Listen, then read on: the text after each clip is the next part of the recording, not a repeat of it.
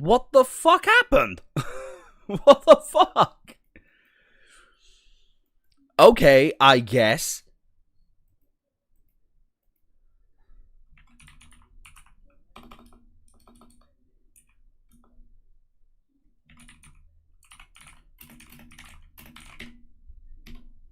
Don't know what the fuck that was about, but okay.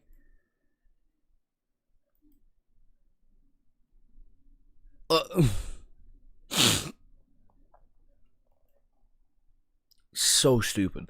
So stupid.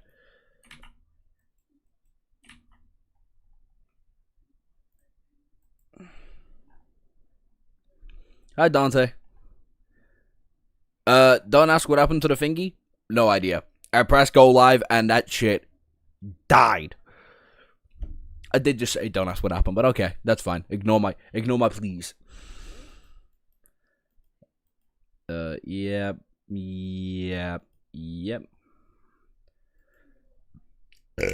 Everything should be working. Now I've got to fucking private that because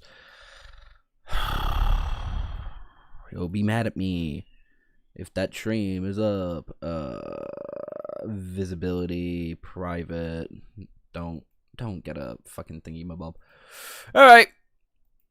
Your stream crashed? No, it just didn't happen. Apparently.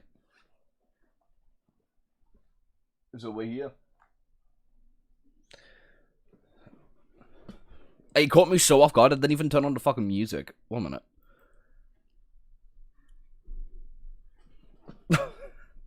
I was caught so off guard. I didn't even start the fucking music. We love YouTube. It works so well. YouTube and OBS, fucking L2Ps on a goddamn pod they are.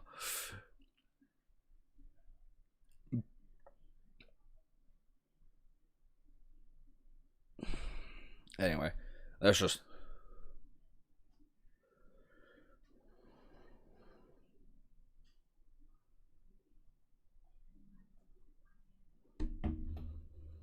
EXP reset, I know.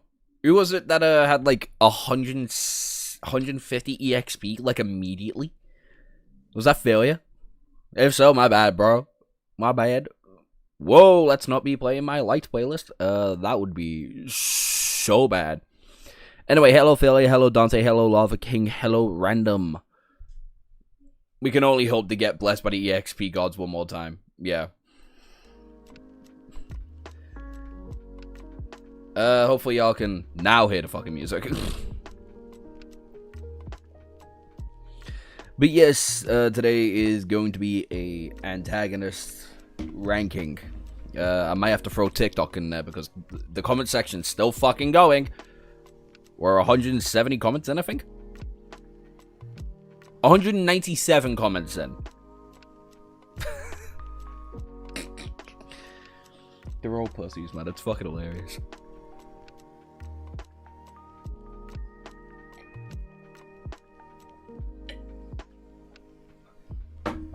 When are we getting the underdog tier list? Fucking no idea. For all I am loved by all.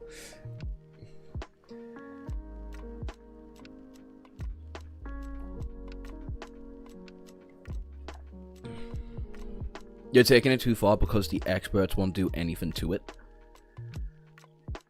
I also don't know how I'd implement, like, the underdog tier list. I don't know how I'd go with that. Heaven will always lead a path for you for so long as you want to walk there. Will be a road for you to walk on. Nah. I don't believe in religion or God. So. And frankly, that's mostly out of spite for my idea of anything going on beyond this existence. Like, professionally, fuck off and leave me alone.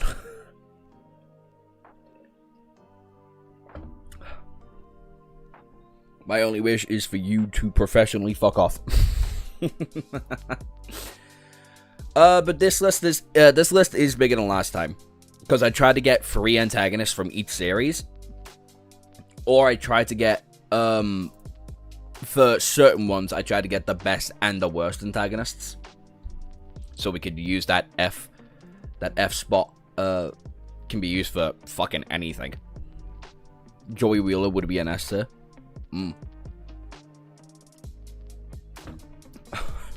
I feel like 99% of JoJo characters would be in that fucking tier list.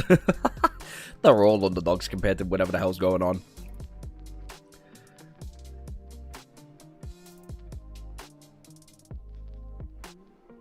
The only god I praise is the EXP gods. That's the only one you should really pay attention to. Let's be honest, it's the only one that's not going to actively fuck you over. It either blesses someone else or not you. If you read Revenant Insanity, you'll see that quote. Yay, that's cool. More reasons for that fucking story to be more cringe than it already is. Anyway. Free antagonists for every series. For example, I was predominantly using like Dragon Ball Z logic, and where the three primary antagonists are Frieza, Cell, and Buu. Vegeta could be thrown in that argument, the Ginyu Force could be thrown in there, the androids, whatever, but there's three primary antagonists in that series. So I was like, fuck it. Do that for all of them. So for like Naruto, it's Nagato or Pain, Obito, and Madara. Couldn't be asked putting Kaguya in there because she would throw right into fucking F. And so on and so forth, unless it's like a continuous series with a lot of antagonists like JoJo's. Like I've just got all the major JoJo's antagonists in there. And I feel like everybody's gonna be... Anybody who's read JoJo's is gonna be mad about the idea that one of them's an F tier.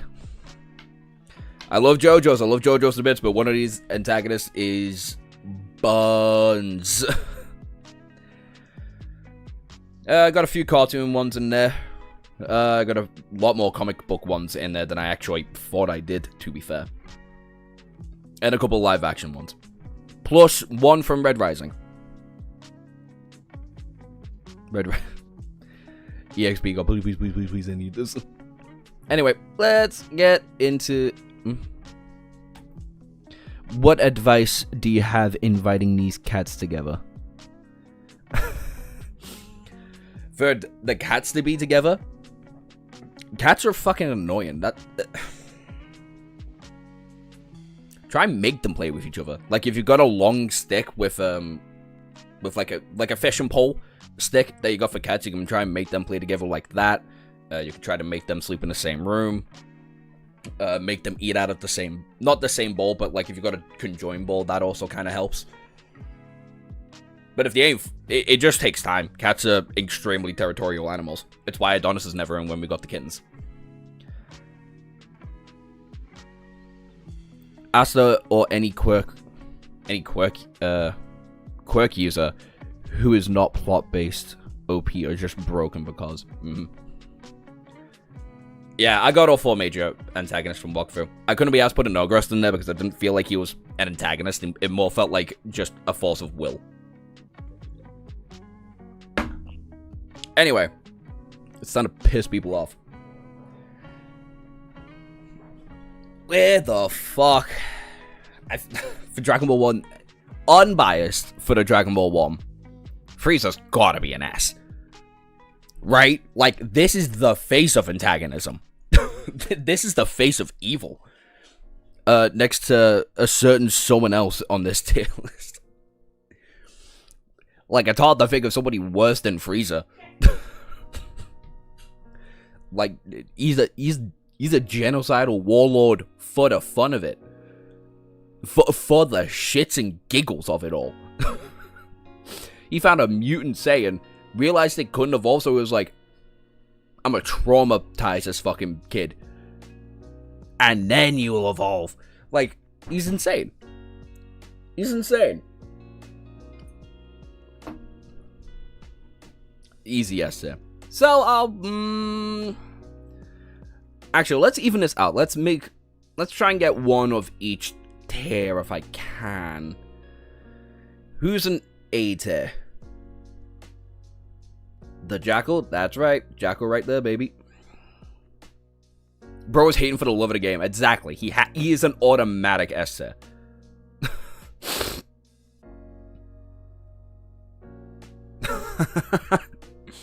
Who's a good A tier antagonist? Ooh.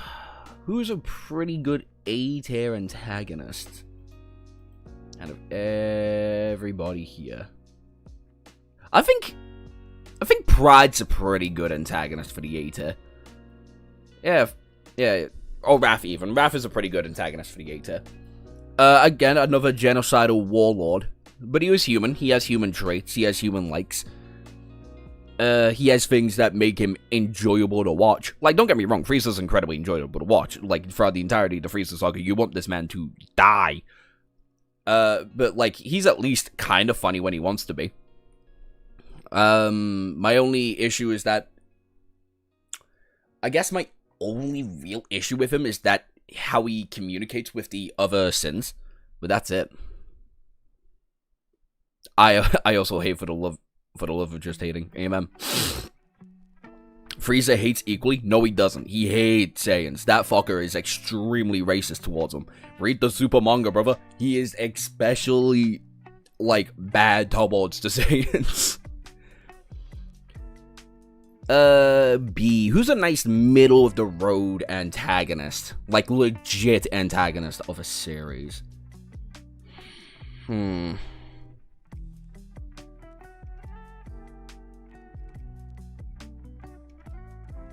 I think Kovera might be a pretty good one for the B tier. Maybe C. Because this, I'll be honest, Kovera is kind of here for the simple fact that, like, her presence was felt. She is one of the best metal benders in this series. Her making the fucking nuke bots, her, like, auto-antagonism towards Korra makes some sense. Not the most, but some. And a lot of her fights are cool, but she isn't the most entertaining, I guess, is the way to put it. I would say C for her, personally. Yeah. So who the fuck would fill in for B? Who would fit in for B quite well?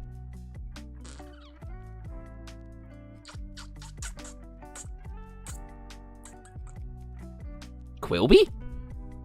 No, he's a better character than that. Who fits in for... Oh, never mind, I found it. It's Sylvain. It's Sylvain. Like, she's kind of fun to watch whenever she's on screen, like, specifically beating the dog piss out of Noctis. Like, the entirety of Volume 4 pretty much revolves around her and, Hope. Her fight with Sunny was okay. Like, the impact she left was pretty good.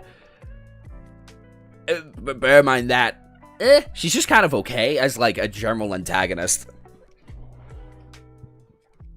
Oh, and ironically, the best thing as an antagonist she does is kill, Elias, I think his name was. She's also hot. She's also hot, yeah. So she gotta go in B. D and F, these are just bad. There's some redeeming qualities of their antagonism, and they're just fucking dog shit. And as you can see, I got some live action ones all the way down here, right? At the very bottom left. That's for them. Who at the live action? There's two in specific that should go there. I just don't know how to rank them. It's either the Ghost Riders or fucking what's his name? Silas? Yeah, Silas can be the D and the Ghost Riders can be F. She does her job. Yeah.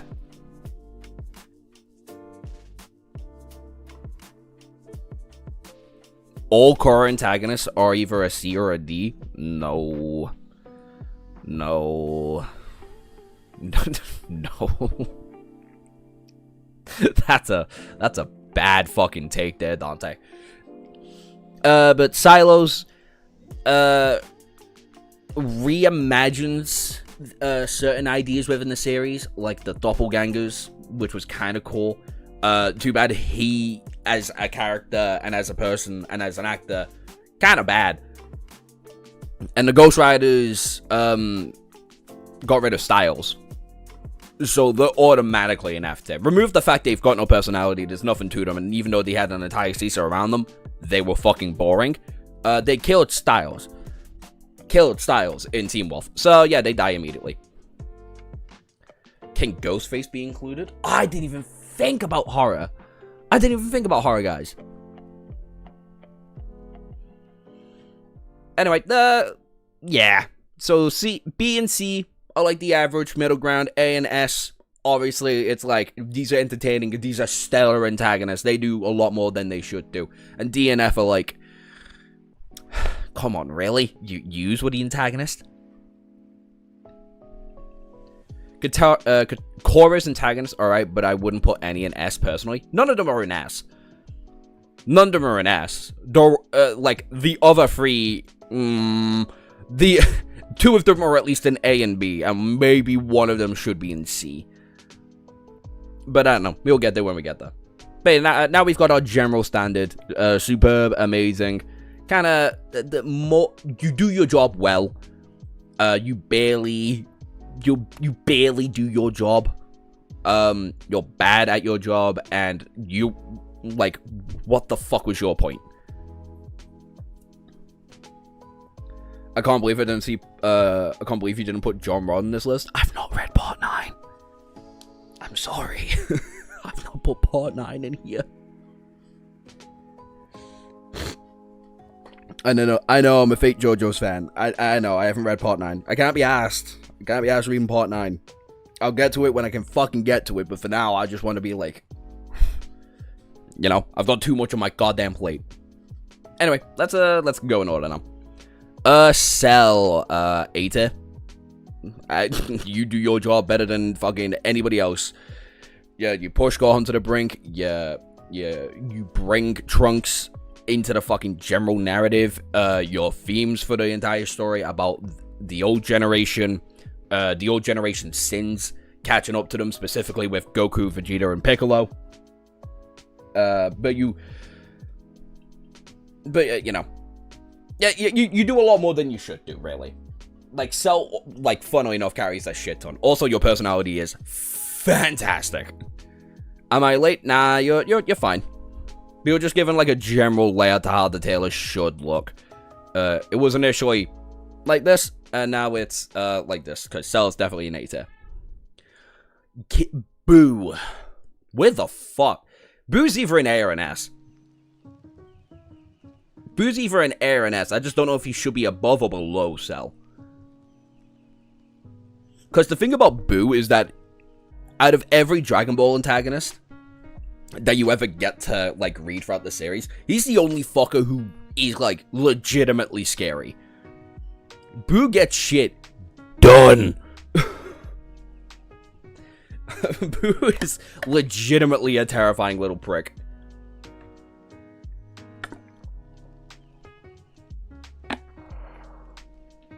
So I don't know. Like, fuck it, it can be the culmination of all of the Boos. And if it is, then it's below Cell. I might even put him below Pride. If it's all of them. Because Super Boo, while cool, his personality was very shit. Then there was Boo Tanks, who was just mollywopping on Gohan. Like, he really didn't do that much. Then there was Boo Han, who I thought was cool. Constantly exemplifying the exaggerated power level of, like, how this universe can go. And then Kid Boo is a fucking actual demon. Like, Fat Boo, that's scary, because that's a jovial motherfucker that is eating you. Kid Boo? No, that's a force of nature. He kills people, and then goes to heaven and hell to kill them again. To erase them from existence, because that's what happens in Dragon Ball. You die in the afterlife, you are removed. Permanently. And that's what he did. He blew up the entire planet, basically the second he spawns in, and is like, on my way to heaven, I'm going to remove an entire galaxy. And he just does that. And he just fucking does it. Like, he also feels, like, basically impervious to anything Vegeta and Goku do. Up until the Spirit Bomb, and it's like, what the fuck? A generally scary guy would be Kanki from Kingdom. Ooh, that's a shout. I really need to reread Kingdom. It's been a fucking while. Last time I read Kingdom, it was on 510 chapters. Now it's on, like, what, 700 something? Fat boo just like me, for real. A jovial bastard for sweets. Pain. Is anybody gonna disagree with Pain being an S tier? If you've read Naruto, you should know. Like, once again, like, incredibly scary. Fucking sick fight when he destroys the city. And then there's the fact he destroys the city. He kills several major characters throughout the entirety of his arc. Whether it be Jiraiya, whether it be he gets Kakashi killed, he gets the fat bastards killed. Kingdom got an official English translation now. I heard it got it a couple months ago. I would say high A for me. Are we making S like the supremely hard tier to get into?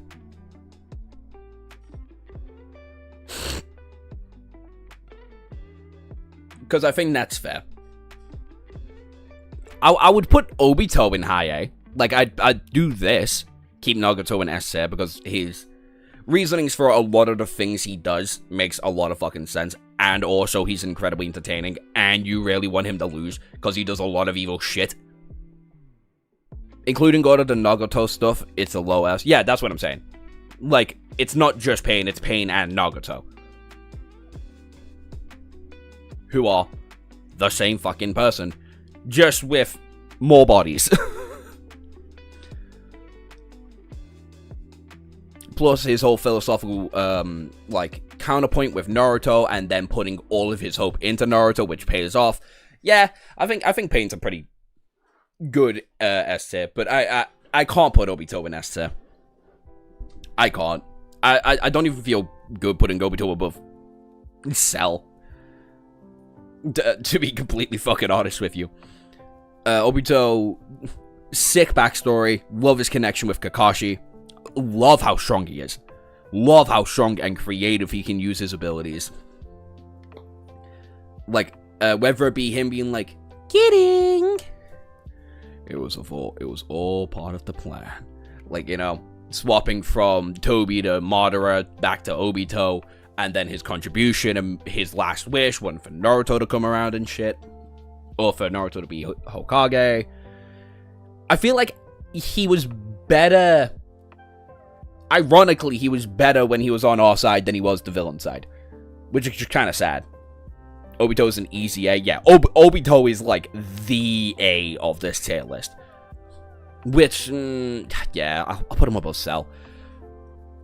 No, because this is an antagonist tier list. And I like Obito better on our side. Like, the very brief period that we had Obito on our side, I liked him more.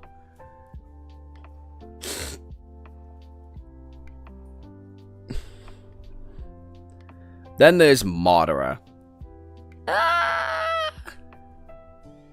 This is tough. This is tough.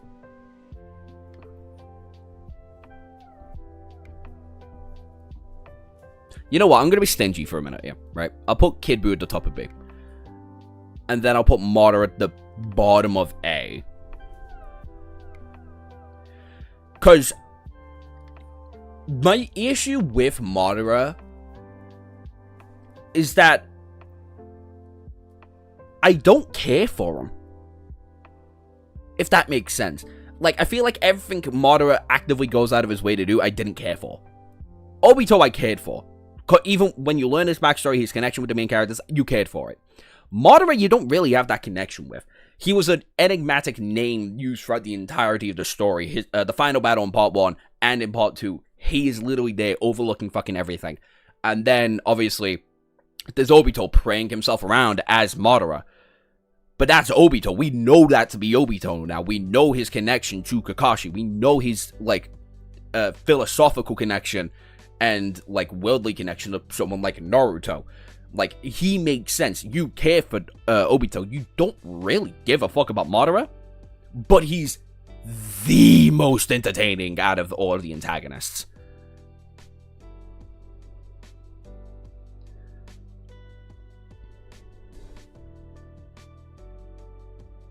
Madara just didn't get a bunch of time to breathe. I disagree. I think Madara had a shit ton of time to breathe. I just don't think he utilized it well. I didn't put Kaguya in the list because I wanted to only put like three antagonists per series. Especially longer ones like the Big Three or Dragon Ball. And the reason why every JoJo's one is here is because there's 9 parts of JoJo. 1 protagonist in each part, 1 major antagonist in each part. Also, I feel like Kaguya would have just been a D. I mean, there's nothing stopping us to... You know what, fuck it, yeah. Fine. We'll add along the way. We'll add along the way, just so we could have some, like, bottom tier energy. You know? We'll add along the way.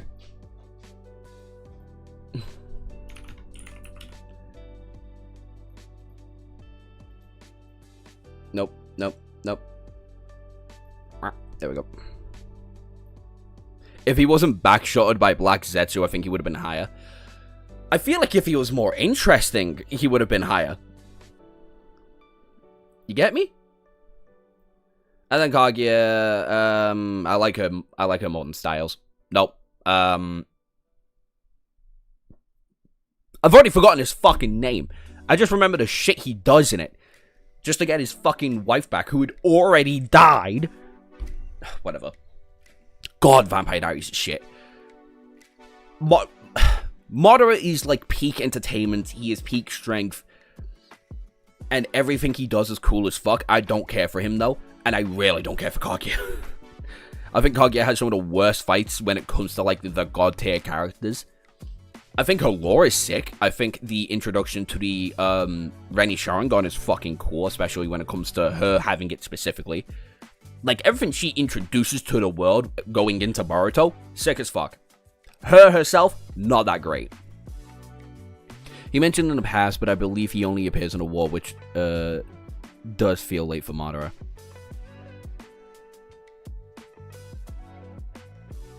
Hey Josh, I need to make a tier list. Josh, you read Lord of the Mysteries again? Yeah, we're on, like, what, chapter 65 for Lord of the Mysteries? Like, part 1 we're almost done with. But yeah. Kaguya, D, I guess. Also, her lore with Ishiki later in Boruto is actually pretty fucking cool. But again, as an antagonist, you don't feel shit and dick about her. Plus, she killed Madara, so you gotta feel really fucking annoyed. Now we're on the Bleach. Aizen. I don't think I'm gonna have any issues with this one. Anybody gonna complain about Aizen being an S tier?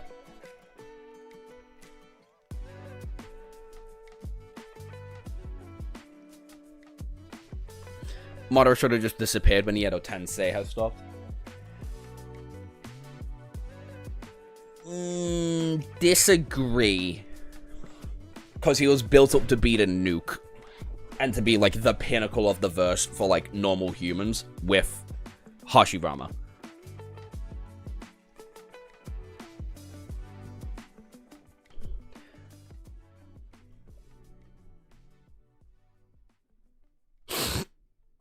Well, I'm talking about them as antagonists. And I think Aizen's a fucking great antagonist. He's still even antagonistic in 1,000 Year Blood War. He just wants to fight with bigger fish. That's kind of Aizen's big thing. He stopped trying to achieve godhood. And now he's like, okay, well, this one guy's trying to achieve it now, and I don't want him to do it.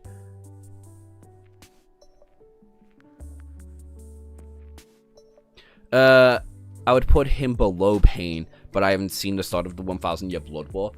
Because he's not in the 1,000 year, at the beginning of it, at the very least. He doesn't do shit until Yuha becomes God. Or Yuha the Almighty. Which makes sense, because he's, like, stronger than Ichigo at this point. Yes, because he's the main antagonist for the first part of Bleach. He's the main antagonist for the entirety of the first half. You could argue Byakuya is the antagonist of Soul Society. But Aizen drops in and was like, by the way, I tricked everybody. I did it. And what the fuck you gotta do about it? And then dips. And then we gotta go to the fucking realm of the Hollows. Then there's fake Karakura Town. And then there's all the manipulation and lies Aizen goes through to just get the Hokyoku. And then there's all the backstabbing from his own comrades and him evolving other Aranka members. I know, like, also, his presence is scary. Like, the captains do not want to fuck with him. Like, I don't know. I feel like he's a really well-made antagonist. In comparison to Gingo, who is shit. Oh my god. In comparison to Kugo. Well, Kugo? Yeah, I think it's Kugo. Shit. Kind of just bad antagonist. Which kind of sucks because I fucking love the Fullbringer arc. I love the Fullbringer arc. I fucking love what it does for Ichigo's character. I wish the Fullbringer arc was longer. But no. This guy ended up being our actual antagonist rather than anybody else. To be fair, I'm not a big fan of the fake outs, which may be why I don't like his introduction too much. He's good for the rest of the time, but I don't enjoy his introduction. Yeah. That's very fucking fair, actually. Incredibly fair. No, I feel like him being in C just makes sense. Plus, I think he's more of I think he's more of a friend than he is an antagonist, if you include light novels and shit. Yeah, Kugo.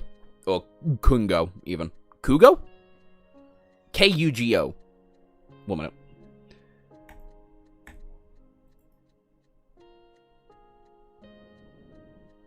Yeah, Kugo. And then we got Yuhachbach, the Almighty. B? B? Yup. No.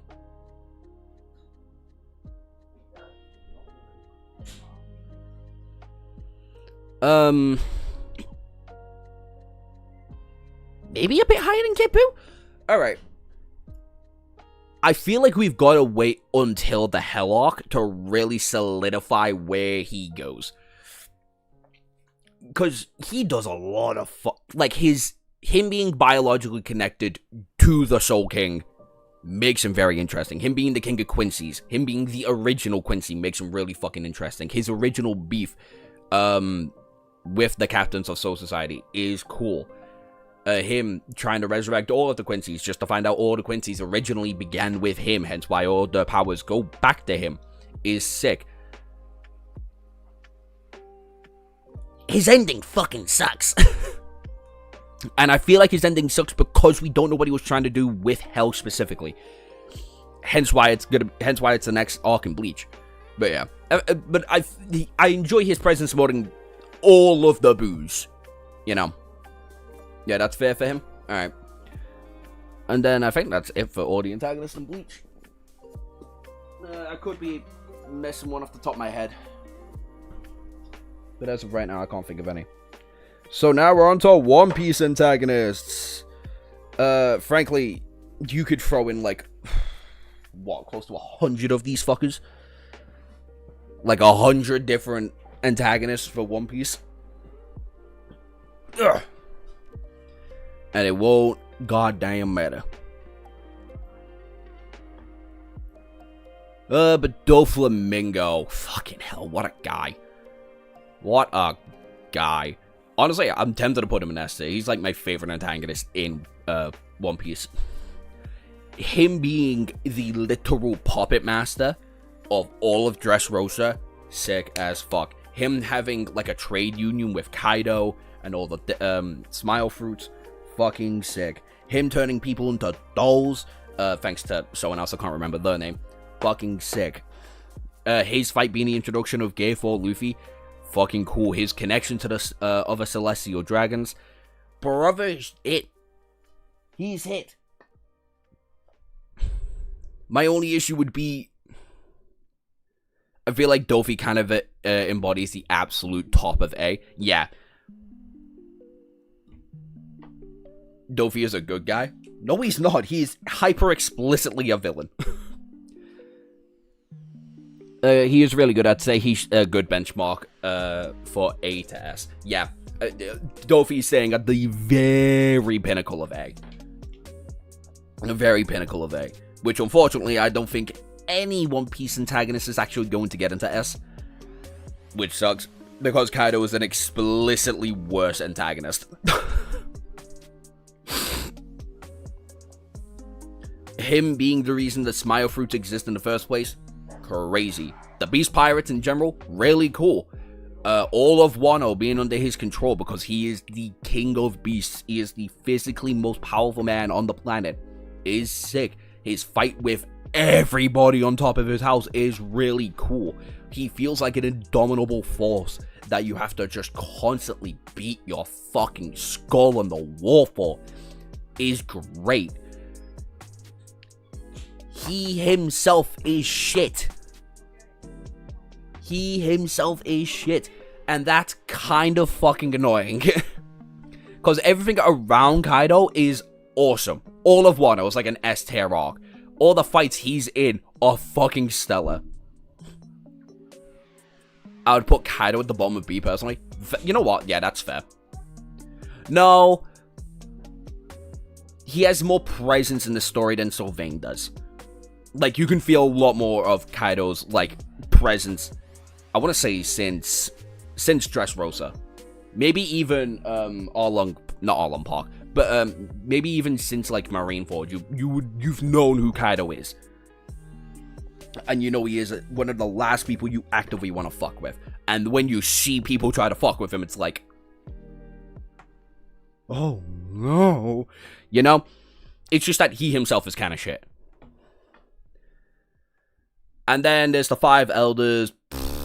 Fucking donkey doo-doo. Fucking donkey doo-doo. They're scary.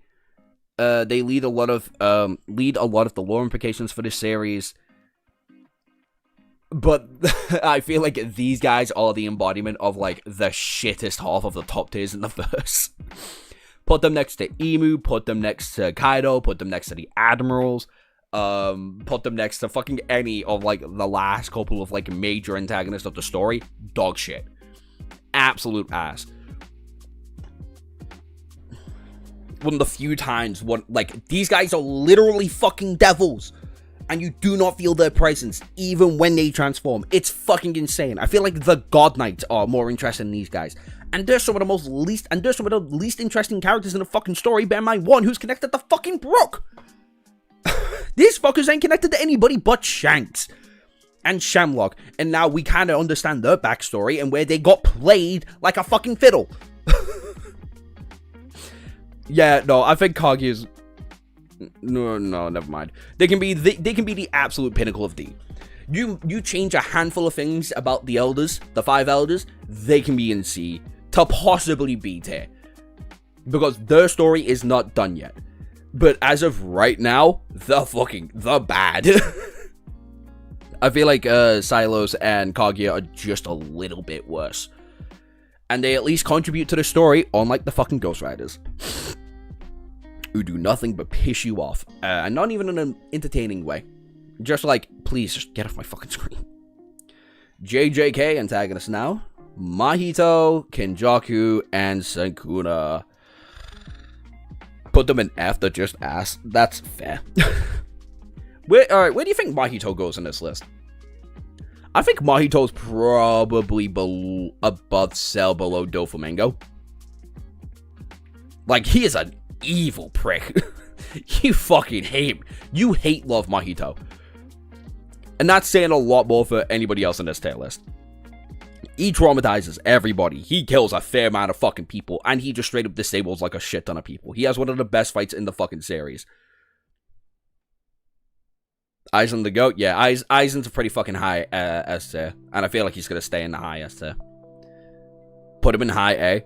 Yeah, I'm contemplating above or below Cell. I like Doflamingo just more. Like, you can feel Doflamingo's presence a lot more than you can feel Mahito's, but Mahito does a shit ton for the fucking story.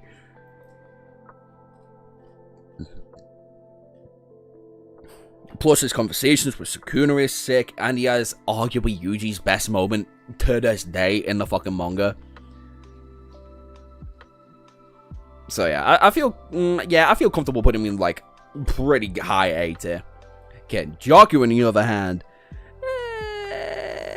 below Yuha? Yeah. Mahito a low S for me. He's a great foil for Yuji throughout every action he does. Yeah, that's true. He even leads into like being pretty interested into like being the main ending for curses in Modulo as well. So honestly, yeah. As an antagonist, yes, absolutely. I feel like he should be the very, very bottom of S.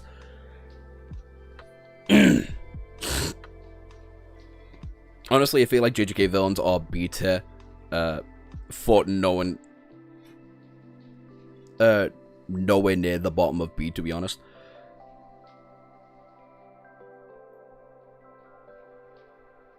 Kinjaku might go pretty low in that B.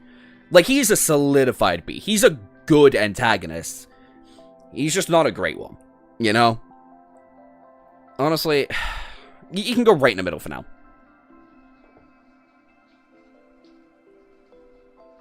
Yeah, before Yuji gets his major power-up. Hey, man.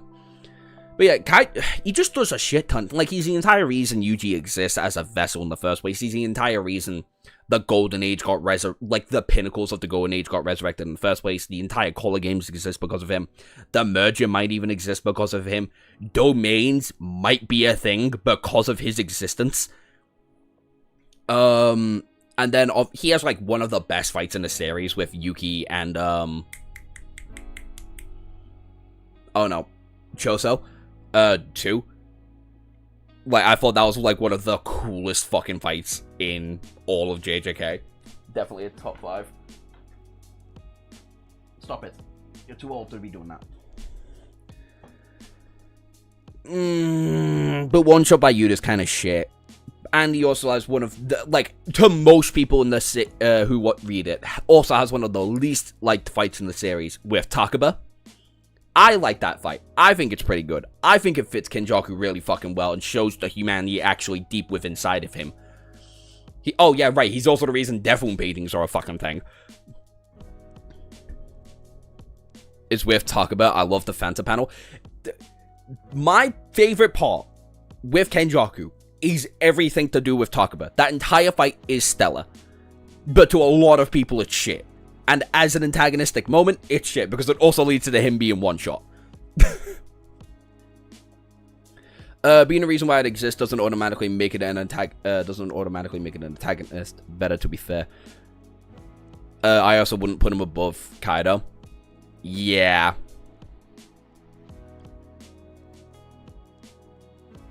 It was annoying how quick Yuki got killed, but also, to be fair, she was kind of just a shit sorcerer. Overpowered as hell for sorcerers, but there's shit one regardless. But yeah, I'll put him above Sylvain, below Kaido. Really? Everyone I knew loves that fight. No, I'm the only person I know out of everybody who's read JJK in my life really likes that fight. I love what it does for the pair of them. And then we got Sukuna. Good, eh? Just a solid A, like, solid, yeah. I feel like Sukuna's just a solid A tier antagonist. He is a prick from the beginning to end. He has the best fight in the series. He has one of the coolest domains in the series. Actually, he has some of the best fights in the fucking series now, thanks to the anime.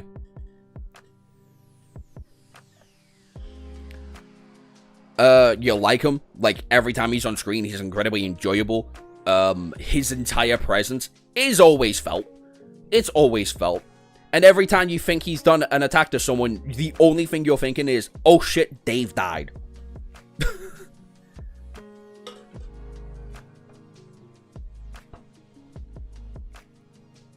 I just want more Chozo in JJK, bro. Joe was my favorite character in JJK. Fair.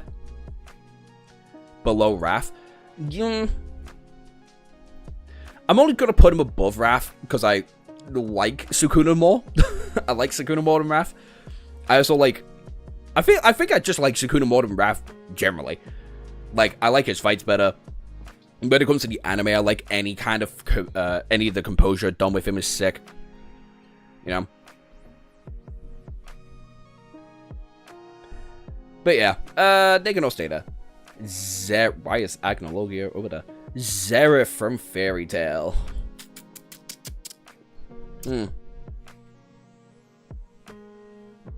As an antagonist, he isn't great.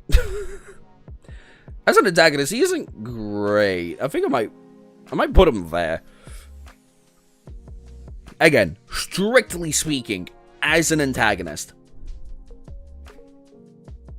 Didn't enjoy Sukuna too much personally. I did. I fucking loved him. I thought he was just so interesting. Especially with his connection to Yuji. But yeah. I feel bad putting Zeref this low because he is one of the best characters in Fairy Tail. You could argue the best rating character in Fairy Tail. But as an antagonistic force, he isn't it. You know? Like, he only really feels like an antagonist during the war arc, because it's his fucking kingdom. And even then, he's basically just he is contradicting himself, and that is the fucking point. That is the flaw of his character. That's the entire reason of his existence. I understand that. But it gets annoying, okay? His relationship with Mavis is cool. His brotherly relationship with Natsu is sick, and us finding out he made Natsu into a demon. He is the entire reason demons exist. It's all cool. As an antagonist, I can't really put him that high, though. I like Zeref way more as a character than I do think of him as a villain. Agnologia? That's a scary motherfucker. I want to put him, like, right next to Kid Buu. Anything that happens with Agnologia, you're like, oh, shit. As a character, he's an A. As an antagonist, he's a low B, high C. Yeah. I feel like he can be the top of C. You know, like that very beginning Fresh Point. Talking about Zeref, not Agnologia. Good, because I feel like I'd swap those around. Agnologia, you could argue to be like a high B, low A. But as a character, he's like a D. There's fucking nothing there. But I don't need anything there. Agnologia is meant to represent like a living force of nature within Fairy Tail. He's a dragon slayer and a dragon. I haven't watched Fairy Tail in a while. I think Zeref is mainly in the background of the series. Yeah. I was more interested in E&D until we know who it was. Who or what it was. Yeah. I don't remember Agnologia at all. I do, because he destroyed Mavis's home. He's the entire reason dragons have gone exist, basically. He killed Natsu's dad right in front of him. For the shits and giggles of it. And he is the final conflict of the war, in where he is actively trying to destroy the entire continent, and he gets that close. Everything about Agnologia, anytime he's on screen specifically, it's like, oh no. Zeref talks to him, he's like, you might not be able to die, but I will enjoy torturing you. And Zeref's like, that you fucking can, that's why I'm trying to be God, to get rid of your ass. Zeref is an antagonist because of Agnologia. He's trying to become God to remove this fucker off the face of the map, and to get his family back, admittedly. But like a fat portion of it is because of Agnologia. I love living forces of nature. They're so fucking cool. They're so fucking cool. It's why him and Boo are so high in the B tier. It's just that they lack character, unfortunately. So yeah, I feel pretty good about putting him just below Kid Buu. Agnologia wasn't demon timing, bro. He was just existing to bring suffering. Yeah. This man's life, he started off as a doctor. Now he's a genocidal, like, earth-wiping monster. Crazy evolution. Anyway, we've got L. As an antagonistic foil to Light. That's pretty good. I need this tier list. I didn't make it public. I'll remake it for you, Alma. Don't worry. Alma, are you in the Discord? The best panel in all of JJK? Yeah, the Fanta one. This fuck-ass Fanta panel. Where is it? There we go. So fucking stupid. It's such a silly panel. I love it. Above Mahito, IMO. Drastic career shift. Agnologia is Fairy Tail Sakuna. Yeah. Agnologia was the biggest boogeyman.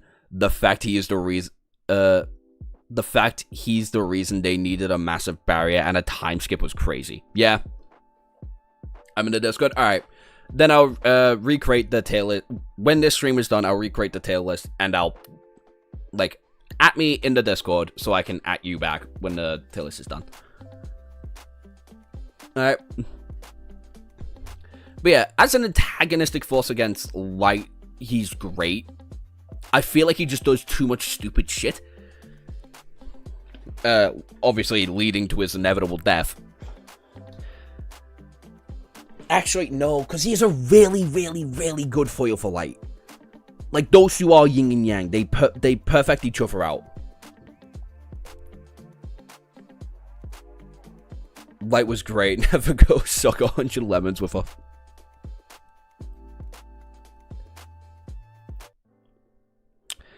I mean, yeah. I'm gonna change the list around a little bit. I'm gonna do this. Because he deserves to be higher on the list, but he's not above Mahito in my opinion. I liked watching Mahito on screen. Half the time I just didn't care about L being on the screen. But yeah, honestly, you can make them interchangeable for me. Like, writing-wise, I think L is obviously a way better written character than Mahito. I feel like as an antagonistic force, I just didn't feel it as much as I did with Mahito, I guess. Which is kind of ironic.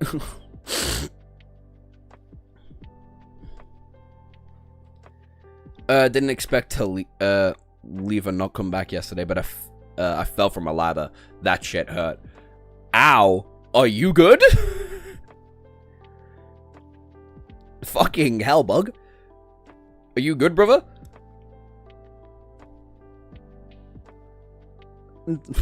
But yeah, high, like, low S for me as an antagonist. Nate, though. Yeah, you good? Okay. Good to know you're alright, man.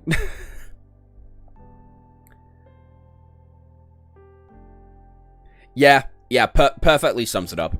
L is a better antagonist, but Mahito is a more interesting antagonist, and I like my antagonist more interesting, more entertaining than, like, well written. But if you could, from Light upwards, it's all well written, but he's like maxed out entertainment. He's well written, and he's like three quarters entertaining. 3/4 entertaining, 3/4 like well written. Same thing. Well written, like half entertaining.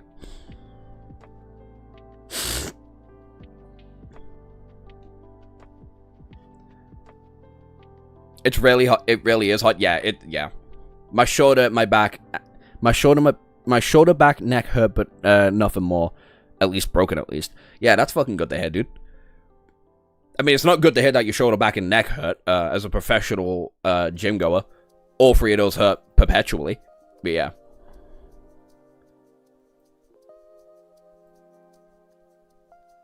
The best antagonist is I from I Don't Have a Mouse and I Must Scream. He's just fucking evil. I don't even know if I can classify him as an antagonist simply from how evil he is. Nate, as an antagonist,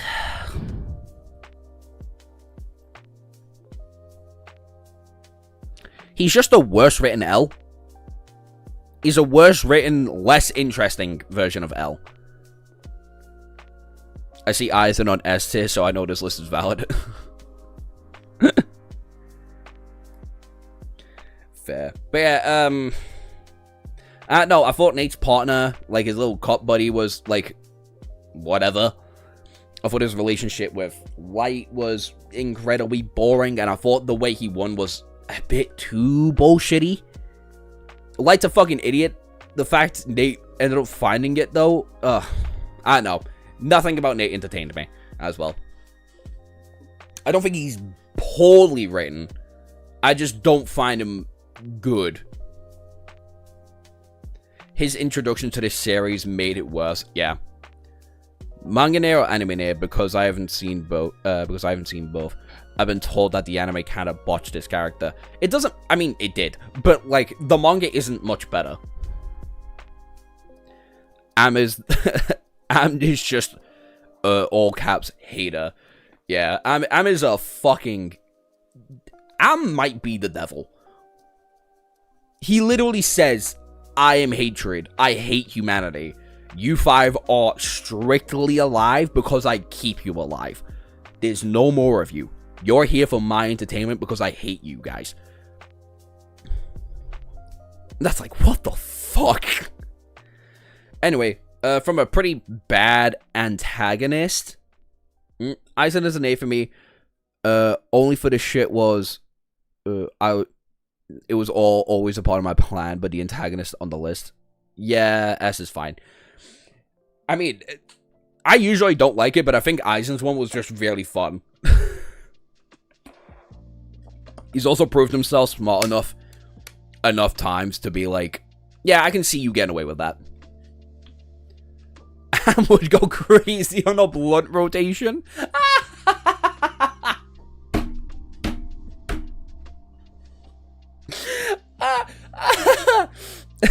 Put Am and Grok in the same programming, in the same motherboard, and just let them go fucking ham on that joint, dude. Holy shit. You're seeing two very different reactions of life. Anyway, from a kind of shit antagonist, we got a pretty good one with Makima. Where would I put her? Ooh, she's either above or below Doflamingo. Makima's a really good antagonist. Makima's a crazy good antagonist. Her being able to manipulate everything within a narrative simply because she is the control devil is fucking cool. Her manipulating the gun devil and Aki just for Denji to kill him, insane work. Him getting power killed is insane work. Her manipulating everything about Denji's life the second he becomes Chainsaw Man is fucking insane. Oh, fuck. She's an S tier. She's an S tier. I'll put her below L, though. Because I don't think she's the most well-written character in the series. Obviously, that goes to Denji, but as an antagonist, she's fucking fantastic.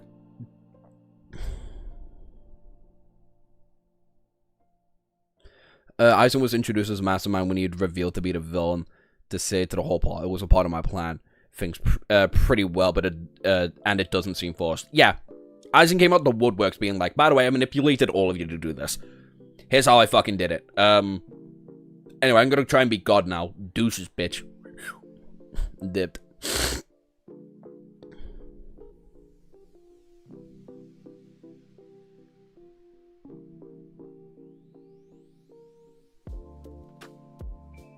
Makima bad as shit too. Only as a cosplayer. In the manga, she's not it.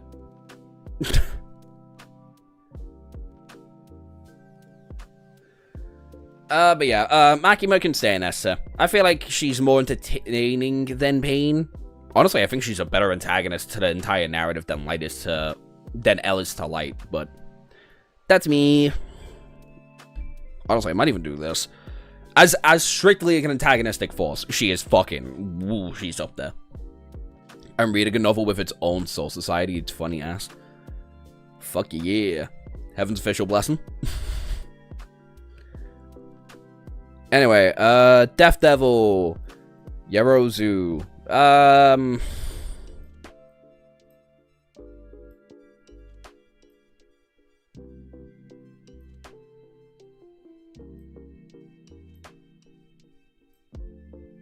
B tier?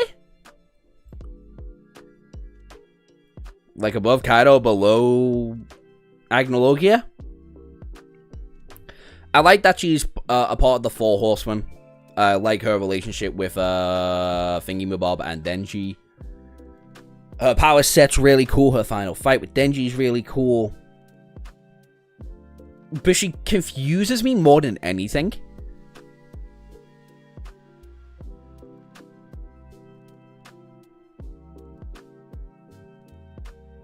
In my opinion, it's criminal. I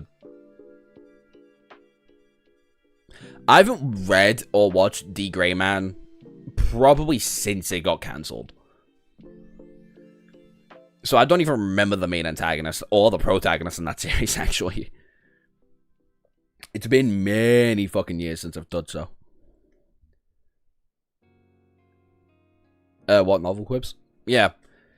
What's the novel? Unless I called that out and it is a Heaven's Official Blessing. Because that I'd be right. Anyway, finishing off the... Nope. Fullmetal Alchemist antagonist. We got Envy. God, Envy's a good antagonist. I like Envy way more than I like Madara. And Raph. I probably like Envy more than I like Sukuna. As strictly as an antagonist. Envy was an evil fucking cunt. Holy shit. Kills May Hughes. Manipulates the entire narrative just to get a shit ton of Philosopher's Stones. Really is the biggest pain in the fucking backside to everybody. Like, the biggest inconvenience. And then, obviously, the way he dies is just rightful and pathetic.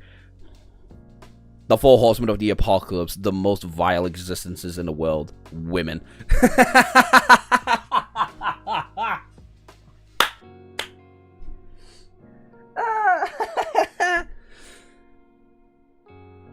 Oh my days, that's funny.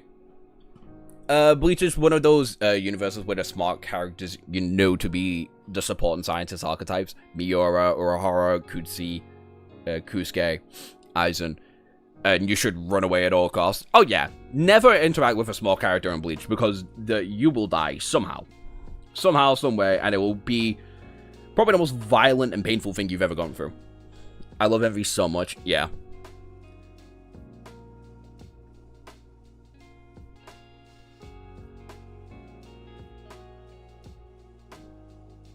Petty as hell, but I wouldn't put them in A. I definitely would. The entire narrative doesn't work without Envy being an antagonistic force. Envy's the reason the Ishvalan 4 begins, because they're that petty. They kill Hughes because he was trying to find out, because he did find out about the fucking plan. And also, he did it looking like his wife. That's fucking evil. He then bragged about it in front of his best friend, the second strongest person within the military force behind the fucking Führer. And then again, he is just constantly in the way trying to kill Edward. Like, I think as a pure antagonistic force, Envy is fantastic.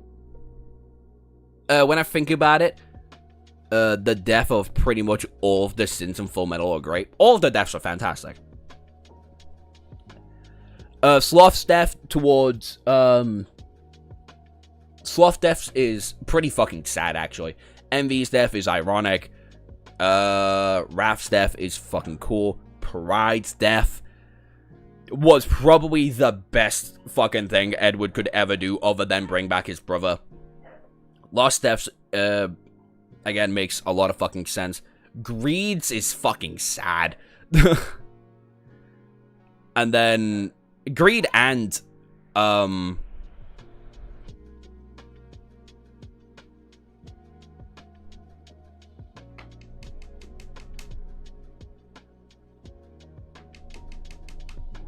the fat one.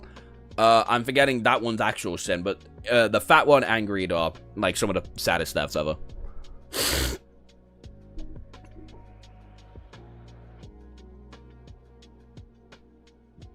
Y'all ever watch Troll Hunters? Gluttony? Thank you. Gluttony, that's its name. Like, they all just have sad deaths. And Father is kind of,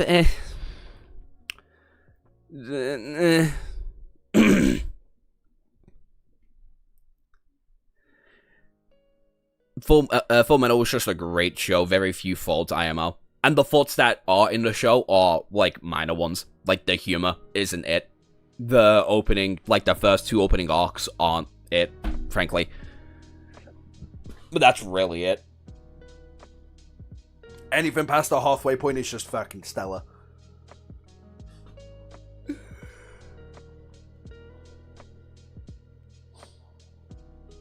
But yeah, Father kind of just does fuck all but become God and dies in a very pitiful way. That's all he kind of fucking does. He basically has no character other than being a petty, moany bitch. He transfers all of his flaws into his sins. I feel like as an antagonist, when he's manipulating everything is quite cool, but he isn't the one doing the manipulation. That's Envy's job. That's Lust's job. That's Wrath's job.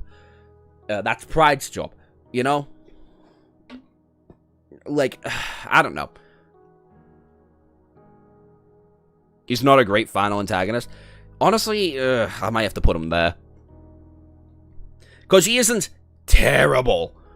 He isn't, like, the worst fucking thing ever, but he's pretty bad. The deaths either embody the sin or the opposite, and it's great. Like, Father falls short of all the sins in terms of antagonism. Yeah.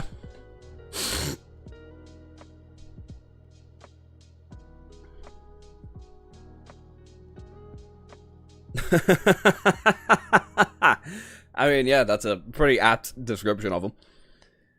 Anyway, from a pretty shit antagonist to a pretty fantastic antagonist.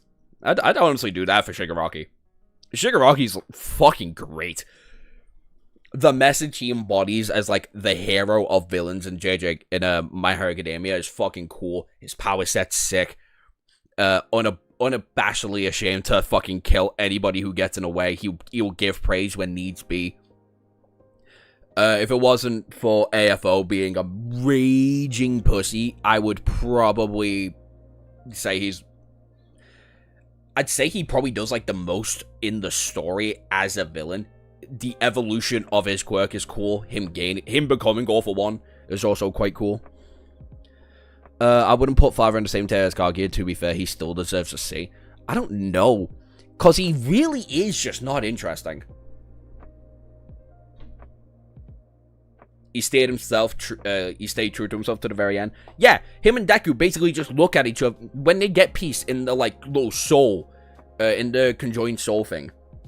When Deku was giving away quirks.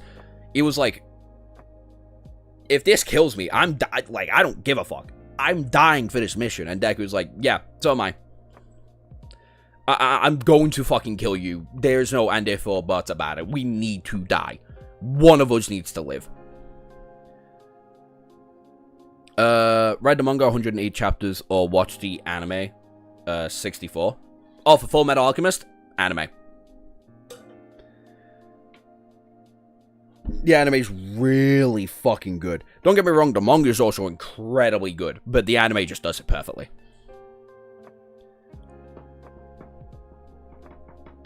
But yeah, Shigaraki, again, perfect embodiment to the antithetical nature of both Izuku and All Might, which are the living embodiment of being a hero. And I feel like he does it perfectly. AFO, on the other hand, kind of a bitch-ass pussy. AFO, on the other hand, it's weird, because you never feel scared of him. Never once do you feel scared about All for One. Hi, Fish. Do you prefer Full Metal Alchemist or Full Metal Alchemist Brotherhood? Full Metal Alchemist Brotherhood, because the original FMA fucking sucks donkey dick. I have been on this rant before. I'll go on this rant again if I need to. The original anime is an actual fucking failure at every which way it tries to be good. It is one of the very few times I would say it is a strictly terrible experience. What's up? Not much, trying to rank where All for One go. I'm thinking, like, above Zeref as an antagonist. Strictly because he just wasn't interesting enough to put him in B. His ending also kind of sucked. The final punch is cool. His fight with All Might is cool. But him as an antagonist, I'm kind of like, eh. I felt scared of AFO when he first came out. Honestly, I remember the feeling more being scared of Overhaul than All for One. That's what I'm thinking.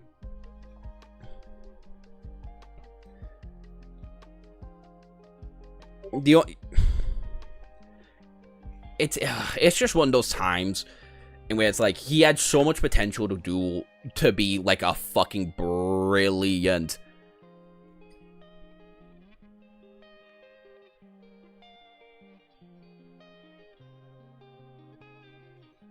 You want me to power rank these fuckers? Oh, I'm making everybody mad. Power ranking the antagonist and protagonist? That's gonna be fucking nightmare. Hi, Geeky. Makima was understood. I could fix her. Makima's ain't it, though. I've never fallen for this propaganda. I think I made a video taking a piss out of everybody who was trying to be like, oh yeah, Maki fucking built like that. It's like, no, she built like a twig. Poochie's a good antagonist. We're almost at the JoJo's. I'm just trying to think whether All for One should be top of C, maybe above Sylvain. No power rank them. Oh god. Muzan here when I shared them for a while. Oh my god, you're so right. Oh my days, I forgot Demon Slayer was a fucking anime. Oh my god, let's dog shit. Let's talk about this absolute fucking failure of an antagonist. Holy shit. What? Oh my days, I forgot Muzan was a fucking thing.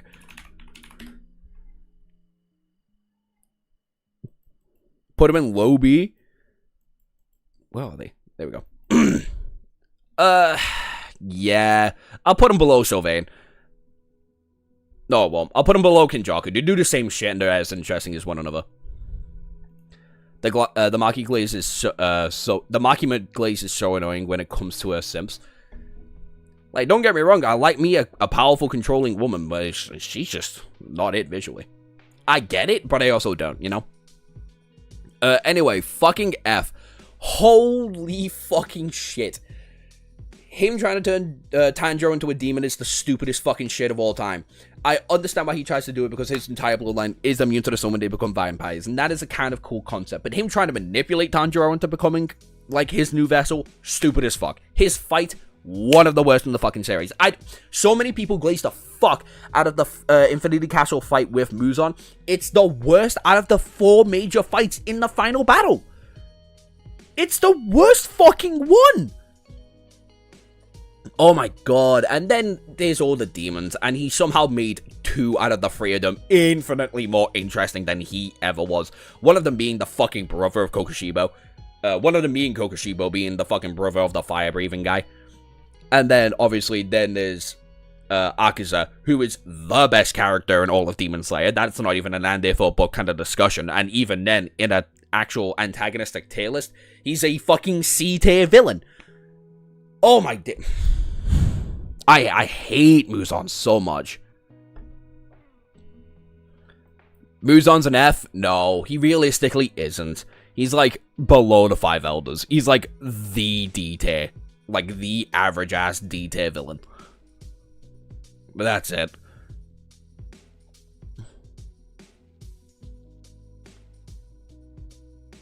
His blood art was trash too. So, I fucking hate Muzan, man. The weakest characters in the verse had to jump his ass. Some of the weaker characters had to jump him because all the other ones were killed off. Or completely disabled.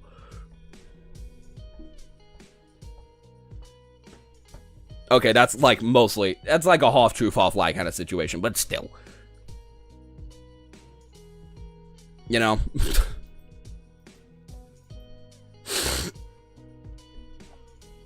There never one point in the series does he feel intimidating. Never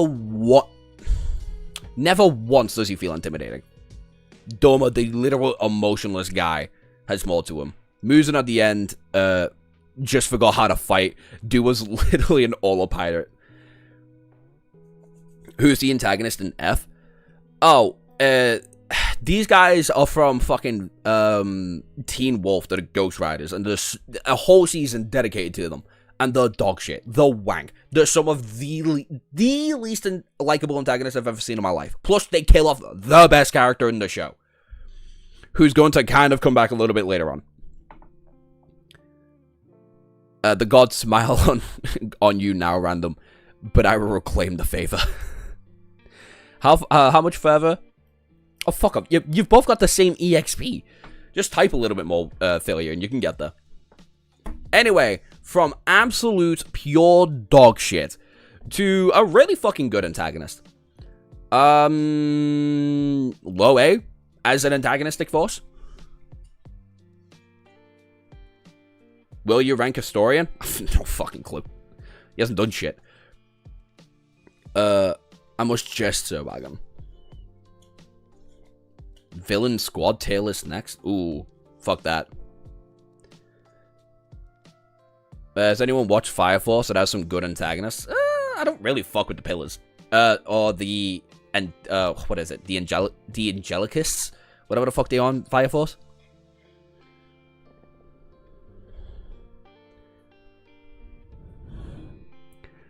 Doma, Akaza, and maybe Kokushibo, and the other 6 are the best antagonist or better antagonists than Muzan. Yep. Mid A above Sukuna. Askeladd? I don't know if I like Askeladd more as an antagonist than I do Sukuna. Askeladd feels like more, weirdly enough, feels more of a mentor figure to Thorfinn than he does an actual antagonistic force. Which is funny, because he's the entire reason how the world of Vinland Saga kind of ends up in the way that it does, at least when it comes to England and Wales. Couldn't stand Shimura as a character. Oh, I love Shimura. I fucking adore Shimura. He's one of my favorites. I'm kind of mad that I didn't put him on the tail list.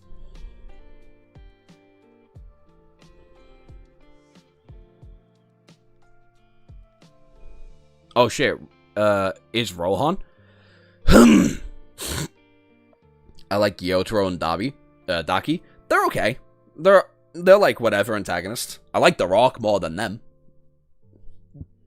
But yeah. I'll put him above there. He feels more of a mentor to Thorfinn on where to not go with your life. Right? Because Askeladd's entire life is a failure. It's why he ends up killing the king. And he explains his whole fucking story. He kills the king to show Thorfinn to be like, don't end up like this. And then he ends up being like a weird figure in his life. It's kind of fucking weird. You mean the White Clad? That's it. Thank you. I haven't had to read or watch Fire Force since Season 3 ended. So, like, plus, they're just not a great antagonist group. C or B tier in Fire Force? I'd say most of them were probably like a C tier, because you can't even remember half their names. Anyway, we have 3 antagonists back to back to back that are all in S tier. We have 3 antagonists back to back to back. What about the biggest One Piece villain? The pacing? Oh, fucking, oh, bollocks. What's the animation studio? What's the animation studio for One Piece? Put that in fucking S tier. But yeah, Johan, Griffith, and then there's Dio. Johan and Griffith are the fucking monsters. Again, I really want to reiterate, I am not caught up with Berserk, like, at all. Where I only got past the Fairy Forest. But holy fuck, even when he's on our side, he is an antagonist. Toei? Yep, that's it.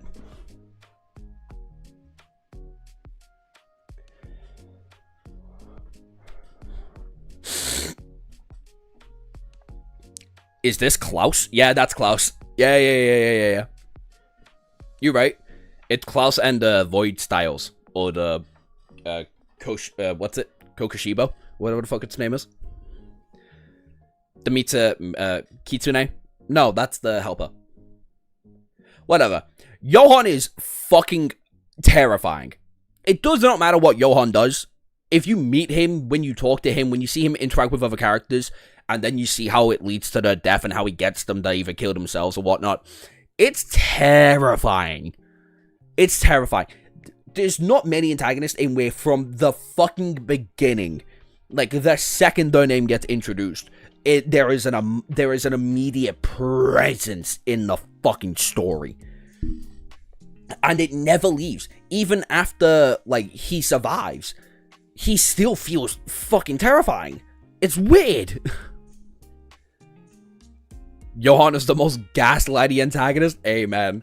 Amen. We're only counting main villains, right? Yeah. When it comes to the comic book ones, as you can see, like, over here, I counted, like, Batman's big free antagonist, Superman's big free antagonist, the Flash's, like, main two, and I couldn't be asked to find it anymore. I was always terrified of Johann. Johann is fucking... Johann's the scariest, probably the scariest antagonist I've ever seen. Johann is the monster of the name, the manga, and the anime. Yep. And then Griffith is just... Griffith is fucking diabolical, man. Going from, like, this weird, calculated man who will fuck the king to do what he wants, to then his psychological and emotional manipulation of Casca and Guts into, like, joining, to make them join them in the fucking cause, to then... The second he loses a microscopic amount of control, which is Guts. First time he's really lost control of anything. Not on the battlefield, not politically, not against his own crew, anything. This is the first time he's really lost any sort of control in his life. And he falls apart and ruins everything. Specifically by raping the princess. And from that simple action, he's like, I guess... Well, it's not even from that simple action, right? The king is obviously planning against him. He's known about Guts trying to, like, go against him the entire time. Have you read Hunter x Hunter, Where's Meruem, Hisoka, or Chrollo? Never read it. I read the first 2 actual arcs, and I just didn't give a shit about it. It's one of those stories that I need to, like, sit down and really force myself to go through it. Because I know he's a great author. Because Yu Yu Hakusho is one of the best manga of all time. Will you put Orochimaru? We're talking about them as antagonists. Them as antagonists, not as characters. Them as antagonists to the story. And if their character helps with that, then it helps. But if their character's bad about being a protagonist, then it doesn't help. That's why Zerus in C, and that's why Iconology is in, like, high to mid B.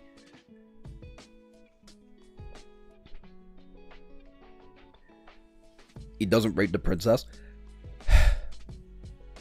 To everybody around them, including kind of her, that one's kind of an iffy one. It's rape.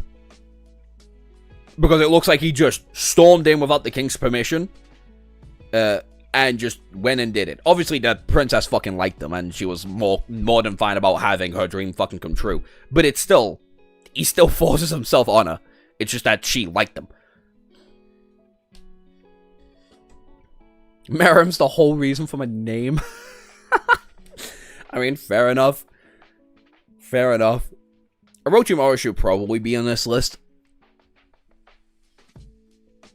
Yeah, he probably shouldn't he? He's definitely not an S tier antagonist, though. In, like, OG Naruto? Yeah, actually, no, man, yeah. He's a pretty fucking good antagonist. I'd still probably put him... I'd probably make Orochimaru the pinnacle of A, if he gets included. Which he will be now, I guess.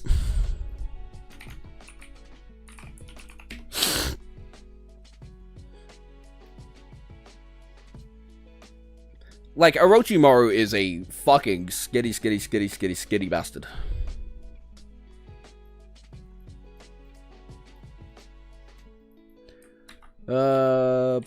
Nope. Nope. There we go.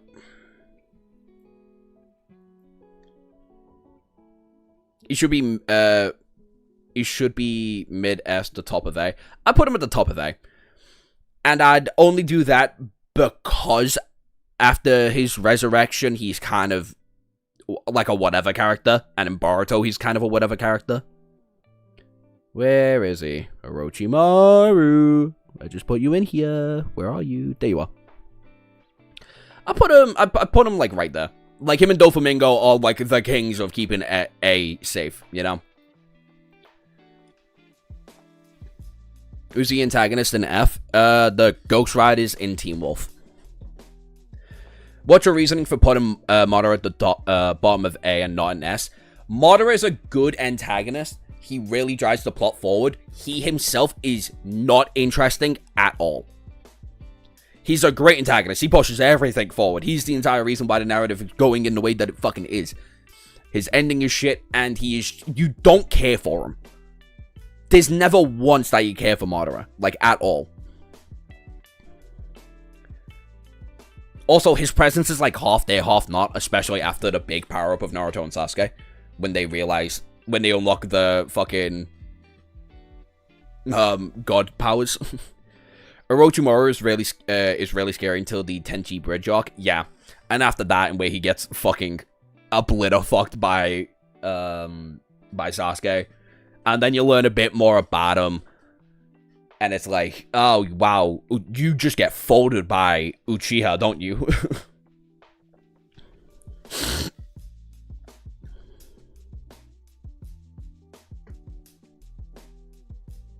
The fact you don't know them is wider in F.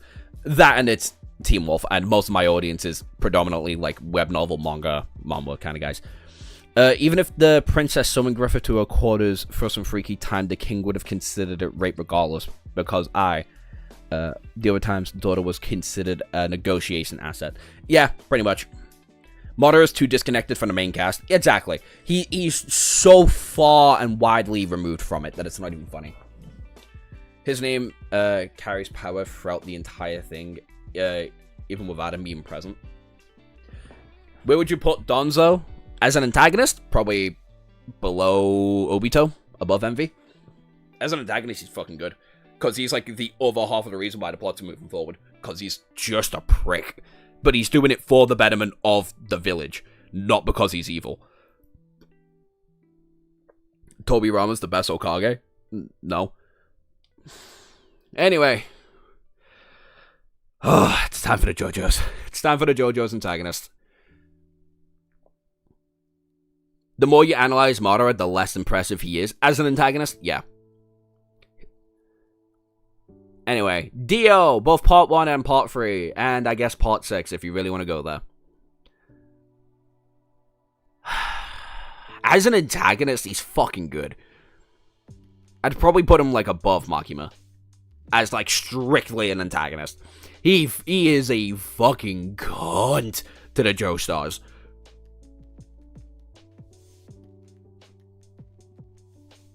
Yo, that's fucking true. That's fucking true.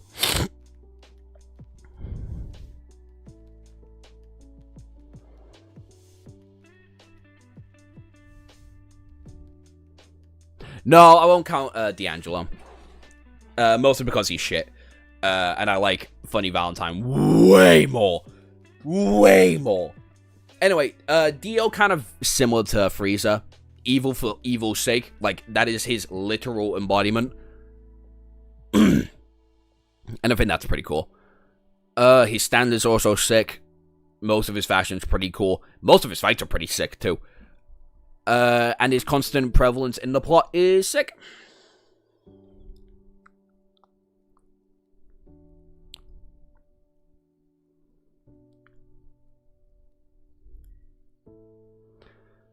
He did fuck with Ichigo's mind. Again, but I blame that to the fact that the Fullbringer arc is really fucking good.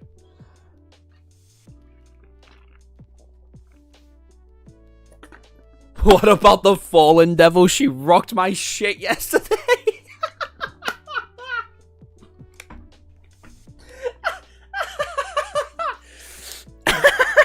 It's fucking... Oh, no, Bug. Oh, Bug, you poor bastard. Oh, fuck you, that's funny. Maybe we should put in a ladder in here. Fucking Christ. Oh, bloody hell.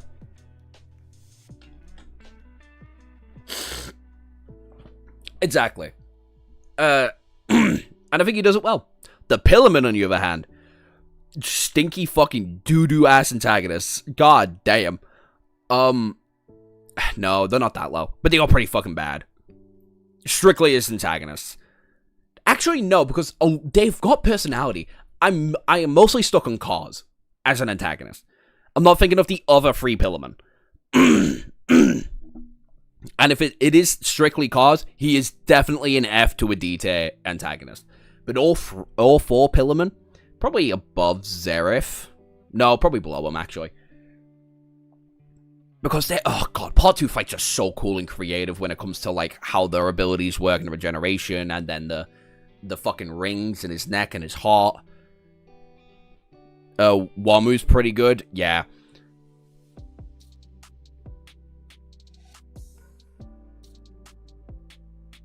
I'm not. The last thing I did with ReZero was watch Season 2 when it came out, and I didn't care about Season 2 that much. ReZero, I know I need to, like, start watching again. Cause is terrible, the other three are alright. Even strictly Cause would be above Muzan. Yeah. I at least care about Cause. I at least think he's an intimidating presence because, you know, immortality and all that. And then he learns Hamon on top of that, and it's like, what the fuck are they meant to do? But of course, Joseph is Joseph.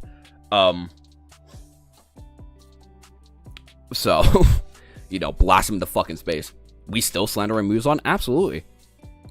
Abso-fucking-lutely. But yeah, I'd say overall, they're all like a C tier. Yoshi, Kage, Kara.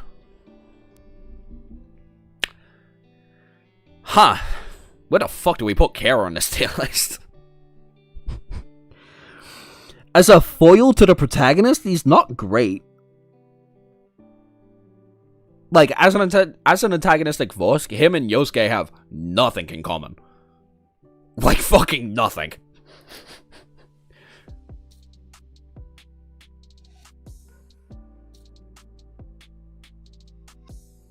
Oh, from Kagurabachi?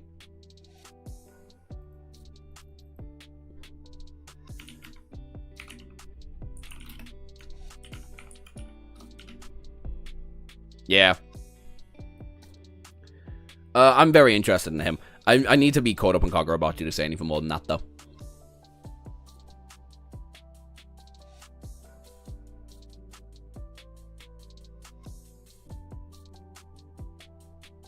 Kara's a C at best. I feel like he should be at least I'll make him the very bottom of B. And I'll put him at the very bottom of B because at least Kara is, strictly speaking, always fun to watch. It does not matter what Kara is doing. It does not matter what his stand is doing or who he's like actively talking to and how his stand evolves. He is always a presence on screen, even behind the scenes of this small ass town. Also, his death is fucking graphic. But as an antagonist, again, strictly speaking, as an antagonist, I don't think he's great. Like, very, very bottom of B. And I feel comfortable.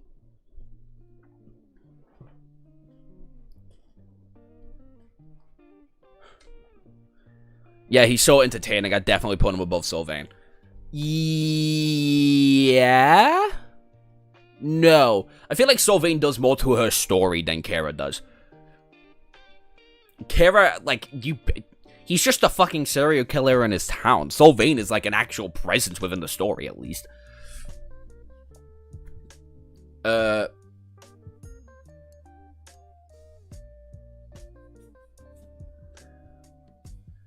want to watch JoJo so bad, but I'm lazy as hell. Oh, that's a lot of rain.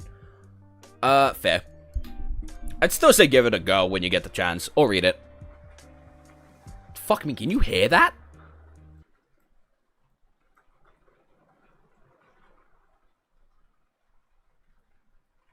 God damn. Loud ass rain. Anyway, Diavolo. Diavolo's a good antagonist. Diavolo is really fucking good, actually.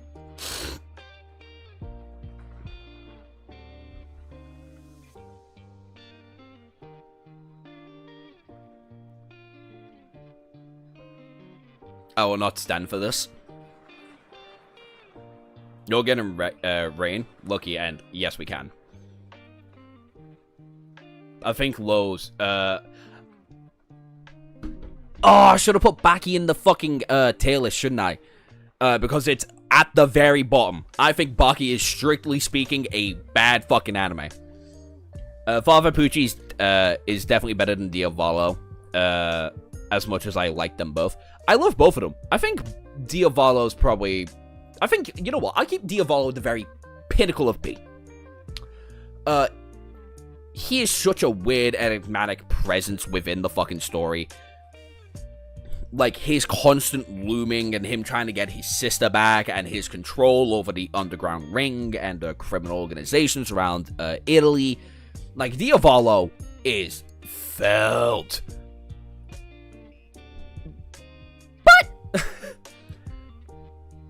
But you kind of don't. When he reveals himself out of his bitch-made form, you kind of just there like, okay, what's your connection to Giorno? Which already doesn't help anyway, because Giorno is already the worst JoJo's, well, the second worst JoJo's protagonist. But it's like, okay, give me anything. I watched the first season. The first 9 chapters are part 1, and the other 17 chapters are in part 2. Joseph is so funny. Joseph is great. The Baki anime is like you write an anime when you're drunk. Yeah, and guess what? The writing style also shows for that, because I don't think it's good. But anyway, while Diavolo's like the top of B, I think Pucci should be below Askeladd. Because you care about Pucci. It's like, oh, what kind of relationship did you have with Dio for you to do all this radical, insane shit? His stand is super interesting. The way he interacts with Jolene is really cool. His dichotomy with Jolene is probably the best, well, second best, protagonist-antagonist dichotomy within the actual series itself. His connection to Dio's other sons is really fucking cool. His backstory is quite sad. Like, I like Dio. I like, Pucci. I like him a lot. I just like everybody else more around him. Like, I think everybody else holds more presence, not only in the story, but is more entertaining than Pucci.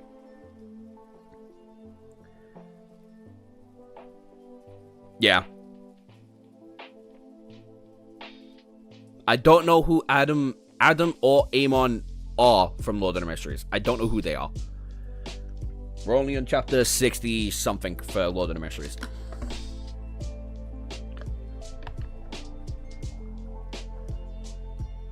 In fact, after tomorrow's, if I can do tomorrow's stream, because I'm slowly losing my voice here. Either tomorrow or Friday stream, which is going to be the last Shadow Slave stream for a good, like, week or 2. Well, definitely more than that, but, for like a good 2 to 3 weeks, in that period of time, I will be reading Lord of the Mysteries in them. Alongside other manga, like actually finishing off Mad and shit.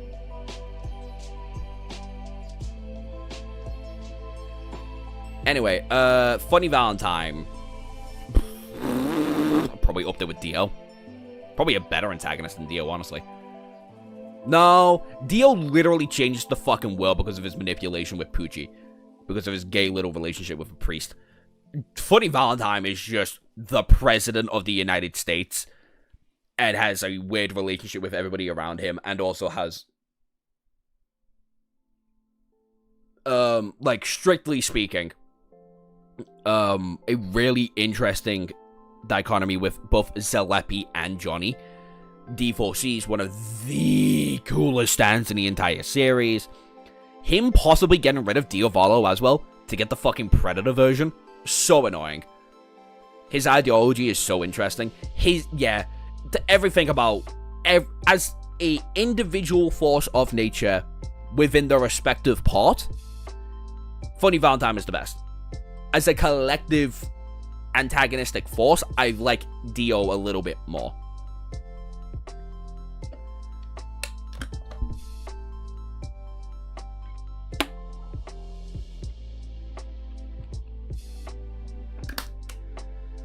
And then we've got fucking...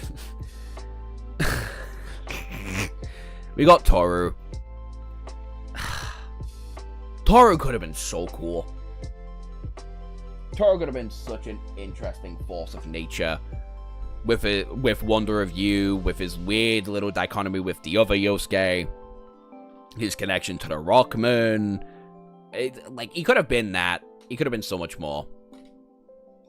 Plus, him trying to convince Johnny that he's actually the good guy was so great. The dude literally managed to convince some of the readers somehow. That is true, but also a lot of those readers are fucking stupid. I love JoJo's. I love the JoJo's community. A lot of those guys are thick as fuck. Anyway, bye, random. But yeah. I guess as an antagonist, I like him more than Kuvira, but he's definitely the weakest antagonist in JoJo's.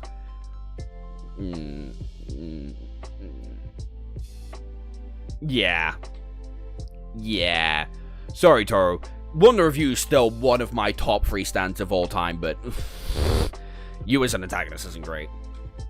Toru isn't even that much of an antagonist. He doesn't really oppose Josuke's goal or getting his memories back. Josuke just kind of gets in his way. Yeah.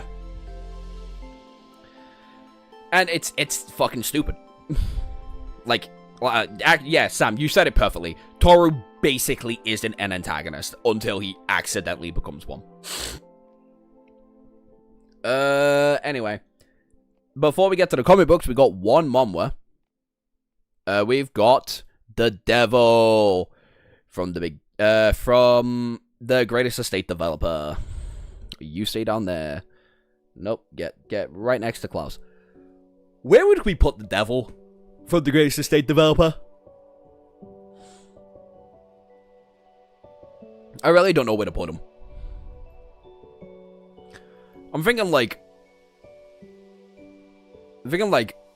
below Agnologia, above Yorozu, or the Death Devil even.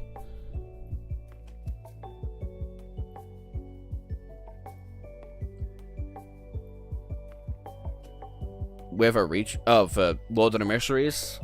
1 minute, let me just get it up. Save myself some time fucking pondering about it. 64. Instigator. The Devil is all over the place. Yeah. But the one thing about him is that he's never really intimidating. Even at the very end, in where he, like, gets really close to being actually scary, he just isn't.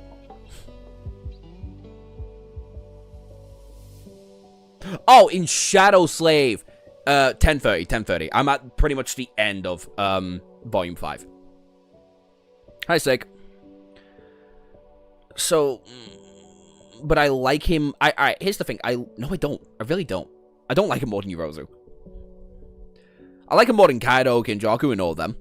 But he doesn't hold the presence they do in that fucking story either. He's like the very bottom of B. Very unfortunately, he's the very bottom of B.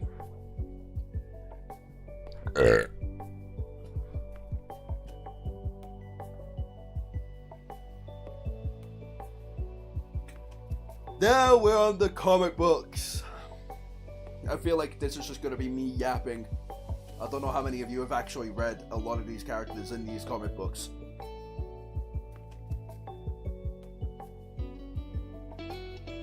And I feel like that's going to be a little bit interesting. How far are you into One Piece?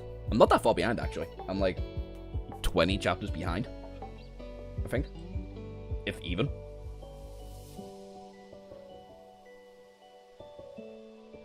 Like, we're just learning about Brook and Stussy's backstory about his kingdom. When is the viewer tier list? Oh, someday. Have you seen Emu yet? Emu's been fucking around. He's been clashing. Anyway. Joker, where in the S tier do you go?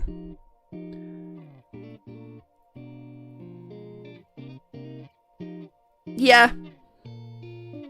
Yeah. Joker's as a character is too malleable to not put him in S tier. Like, if you want a dead serious scary Joker, you can do that and he nails it. You want a goofy not scary Joker, you can nail it. You want a goofy terrifying Joker, he fucking nails it. You could honestly argue Joker to be like up here, but I've never read a Joker. That's a lie. I've read a couple Joker stories where he's like legitimately scary, but I don't know. It's rare to get a Joker story and he's actually scary. Bane. Bane's cool. Bane's a pretty good antithesis to Batman as a character. I'll probably put him like in the middle of A. I know the very basics of Joker. I know enough about, like, I've read enough stories with the Joker in it to be like, he's mostly a terrifying presence nowadays, but the Joker has become more than a character, in my opinion. Yeah. No. Yeah. To an extent, I see it. He's like as much as a symbol as Batman is. Like, you see that stupid smile and it's like, oh no. You know? In comparison to Bane, who is like a physical and mental combative force against Batman. The Joker is like an ideological force. The Bane is like a complete another physical force against them. Bane's one of the smartest characters in DC. Again, if you beat Ra's al Ghul in a chess match, you're one of the smartest guys ever. Again, he broke the Batman. He literally made 2 other different Batman. He's been in charge of Gotham by sheer will of force. He's literally hung the Bat Kids. And if you don't believe me, be in for a doozy.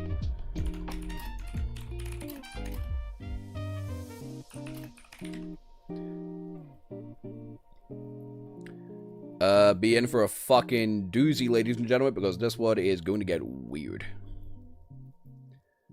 Here they are. Strictly speaking, of course. This is a real panel. For the City of Bane storyline. And it's fucked.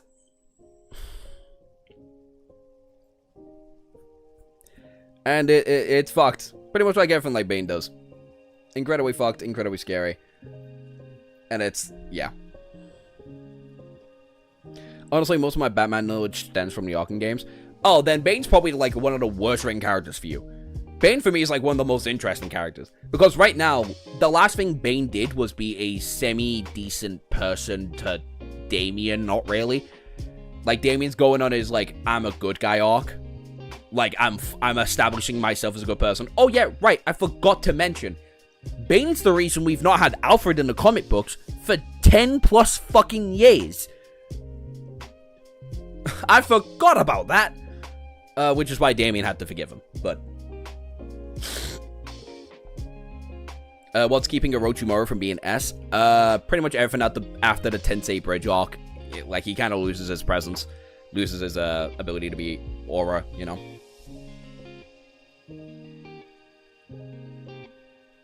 Yeah, that's what I don't know. I know of the story and I know who he is to an extent, but I don't know anything about him. Are we taking into account all the versions or just the comic versions? I prefer, when it comes to the comic book characters, I'd prefer to just keep to them. You know? Bugs Life, shut the fuck up. There's no laws against the Pokemon, Batman. I want to stick to strictly comic books, because if we go into other media, then Bane's like a fucking F-tier, boring doo-doo snooze fest in everything he is. Bear in mind, Batman Origins. You know, the one Batman game no one fucking plays out of the Arkham games. But yeah, he's great. He's a pretty good antagonistic force. The Court of Owls, though, kind of annoy me. Objectively an S-tier antagonistic group, by the way. But they annoy the fuck out of me because they came in at just the wrong time. For people who don't know, the Court of Owls came in just after Bruce became Batman again. Like, just afterwards.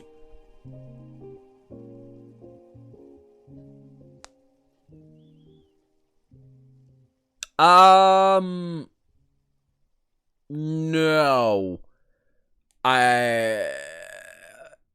It depends how important it is. It depends how important the other universe versions are. You know?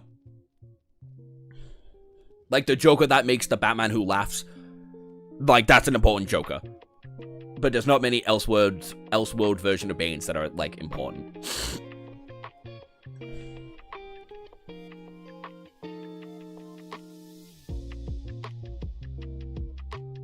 No.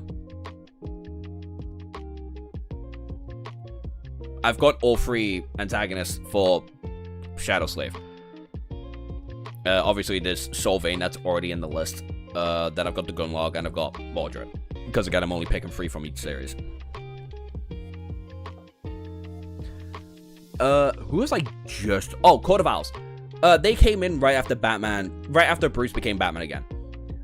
But they also hold one of the coolest fucking storylines ever goddamn made. As they're the corruption of Gotham. And they're the influence that can follow, that can permeate underground. Which is also, again, a complete and utter opposite of what Batman's presence is meant to be within the story. Oh, but if they were here for when Dick was Batman, I don't think we'd ever see Bruce as the mainline Batman ever again. Dick's run as Batman is incredible. His time as the main Batman, his relationship with Damian was incredible. And if he was in this, I would have happily put them up right next to fucking Joker. But they're barely in the comic books anymore. I still love them, though. I still think they're the scariest group in all of, all of Batman's main rogues. Doomsday.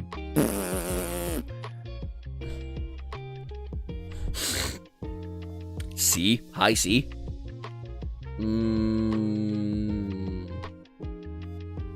I feel bad for Doomsday, but I don't care for him. You know? I'll put him above Nate. I like Doomsday in comparison to, like, Nathan Toru. I like his presence when it comes to being, like, a physical anti-logical opposite of Superman, right? And right now, he's kind of just fucking weird. Like, he is a weird, like, almighty, damn near Darkseid level threat in where he's able to talk and communicate and, like, give Superman a little power boost and shit. Darkseid's weird right now. He's still clearly an antagonist, and him being as strong as he is makes him really scary. So when he does, and he rarely appears, too. Like, there's very few canonical stories with Doomsday. And it's, when he is there, it's like, oh, shit. So, yeah, there's that. Brainiac.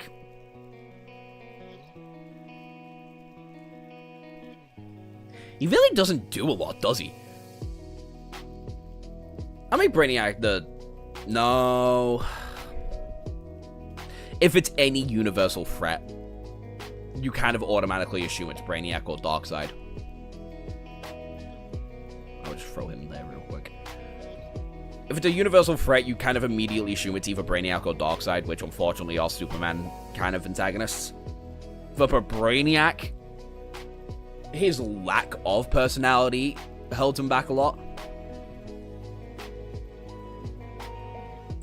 And that's kind of annoying. And then there's Doomsday. Darkseid. Then there's Darkseid. Who... I literally the embodiment of evil within the universe.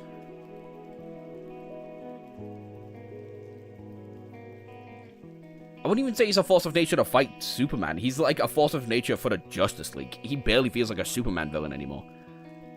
Only in other media is he a Superman villain. He's kind of here because he's the antithesis of what DC is meant to represent, or at least the Holy Trinity is meant to represent. And that's good, and when he's in stories, he's well written. No, I can't. He's in a boat of, like, his presence is felt, but you kind of just don't care. Doctor Doom, should he be in it? Ooh, did I put any Marvel characters in the last one? I didn't, because Harsha was, like, mad at me for not including Spider-Man. And I didn't put any... my knowledge of Marvel, to be fair, is very lackluster in comparison to DC. I was always a DC kid growing up, not a Marvel one. But Doom, for everything I've read, I'd probably put him as, like, bottom S. Like, about Makima, below the Court of Owls. Reverse Flash. Not the best written antagonist in the world, but fuck me, is he entertaining. Fuck me, is this a petty cunt of petty cunts. Dio plus the Joker plus Frieza when it comes to the pettiest of petty bitches. He's a villain because he found out he was going to be one anyway. And he went, fuck it, full force into being the worst guy you know. Fuck me. Cripples Barbara Gordon, kills Jason Todd. Then there's like Black Manta, who kills a baby, drowns a baby to be specific. And this fucker has done everything under the sun. He's not the best character, but as an antagonist, he's amazing. Yeah. And then there's Gorilla Grodd, who you don't feel the presence of like ever. Honestly, he's kind of just strictly bad. He's a kind of bad Flash villain. And you never feel his presence in any Flash or Justice League story. But I like him more than most.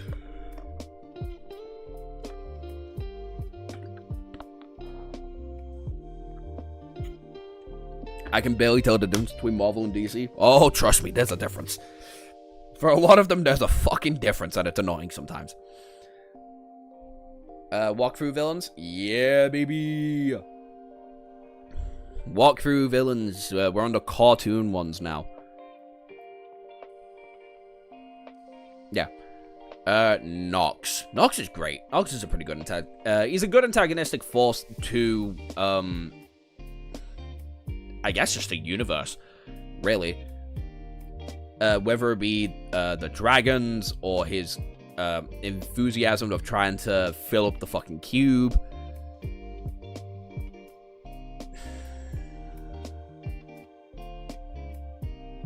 His presence is still felt in the story 4 seasons later, and like 2 manga. The only reason I remember Grog is because of the telepathic gorilla. Grodd? Grodd? That's his name, Gorilla Grodd. Not Grog. Amen. But yeah, I'd probably put him very high A. Like, above Obito. I didn't watch the Oropo OVA. I completely forgot. Because I was trying to find the new manga, but I just couldn't find it. I don't want to buy it yet because I have no money. Then there's Quilby. As an antagonistic force, he's like, whatever. Like, he makes his motivations completely understandable. His design is sick. His fights are fucking cool. And his dynamic with Yugo is really good. But again, as a villain, he kind of just sucks. He's way more interesting as just a general character who's doing shit because he's bored. But I enjoy him. He's well written. And that's more than I can say for most. I'll put him below Agnologia. The voice within the Ilia Cube is actually Oropo. Disembodies voice.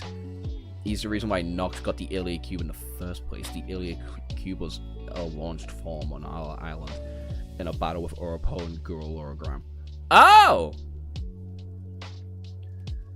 That's a good job we're about to talk about Oropo because, as strictly as an antagonistic force, I think he's up there.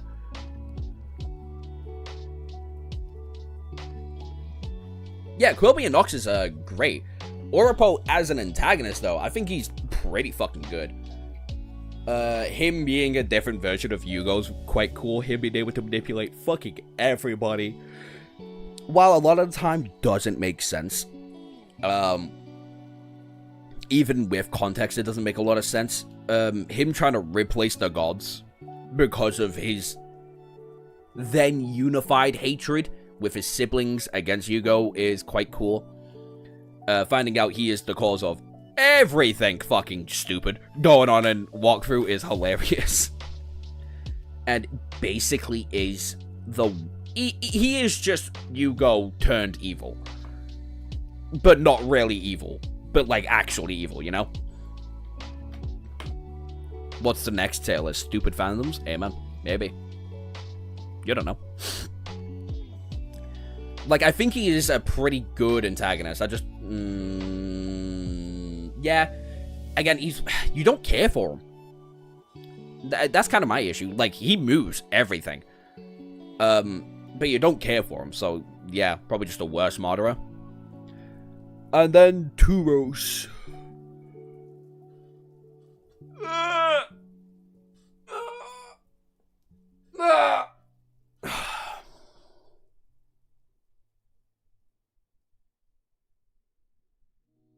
Hey, man. Turos, basically absorbing, his primal dofus is, like, weird. But him trying to help his people because of his own corruption is quite cool. All of his design, sick. It's one of the only times in where there's a long period of time from, like, episode, I want to say 6 to episode 12, and where you're legitimately kind of scared of him. Because it's like, how strong is that fucking boy? God damn! But you don't learn enough about him. I know new information's coming about him soon. I think before Season 5 is gonna... Like, there's information in the games coming out for him, but I don't play the game, so I don't care. But you'll like him. You'll like his fights. You like his world. I think he is the second best antagonist in Walkthrough, but I'll put him below Askeladd and above Poochie. Walkthrough villains are pretty fucking good, generally.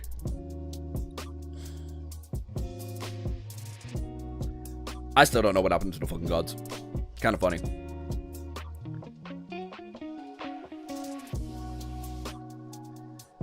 Here's the thing. Peter's like 30 right now. Peter's like 30 plus years old in the comic books. He's not been a teenager since like the 80s. I think even earlier. So yeah, you're right. Azula, honestly, banger antagonist. Fucking great antagonist. Her dichotomy with her relationship with Katara, Toph, her two best friends, her relationship with Zuko and her mother, her craving to be loved by Ozai, fuck you. Her fights are some of the best in the fucking series. Like, she's great. I don't think any Avatar villain is in S tier. But I think she's the closest. I'd put her below Nox.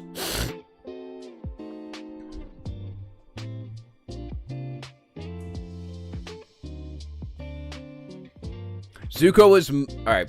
Book 1, antagonist. Book 2, anti-hero. Book 3, strictly a good guy. Movie, and then Legend of Korra, strictly a good guy. I much prefer to just go with the villains from beginning to end kind of shit. Much better than Ozai? Oh yeah, fucking hell. Throw Ozai in, like... there. Probably... Ozai can be the king of D-tier. Because you do not give a fuck about this man. You do not care about Ozai, like, whatsoever. Normally I wouldn't like the whole pathetic end to a villain, but it suits her very well. Yeah, and even if you do include the comic books, which I'll tell you this now, I don't. The Legend of Avatar comic books kind of suck ass. But if you do, her ending in the comic books are actually quite cool, with her meeting with her mother, her getting a little bit of closure, and then her going off to the secret organization thing. But if we're just sticking to the show, he's pretty good. But fuck me. Ozai is whatever.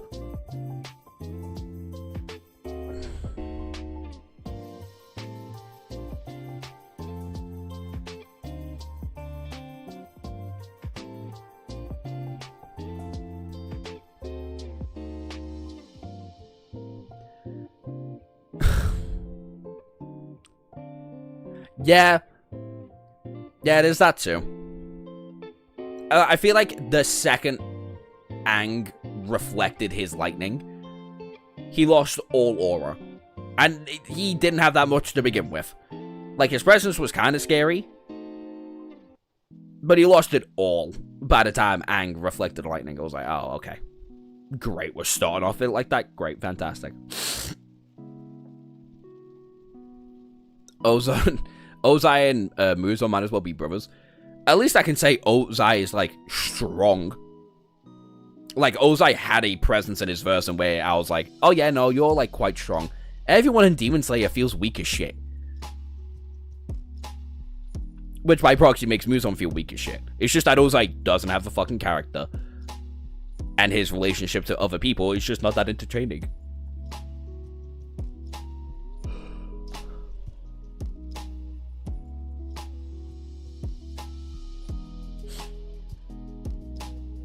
Yeah, and where he's just on the throne talking to Zuko, and the second he gets the sun back, he immediately lightning bends. Still the strongest feat any firebender has done in the series, by the way.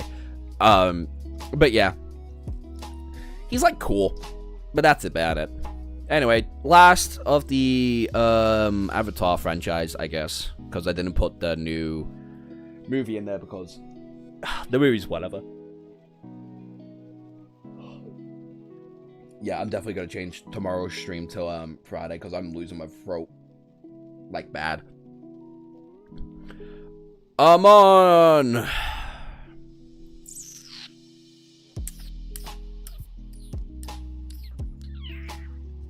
Good political force, a good antagonistic force against Korra, a good little look back on blood bending and energy bending, and I think that's cool.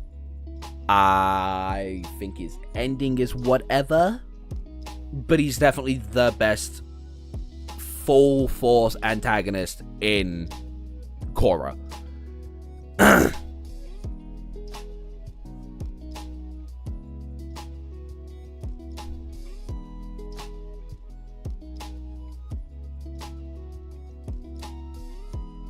Amon is a solid high B. Yeah. I'm trying to think where in the B, though. Probably, like, right below...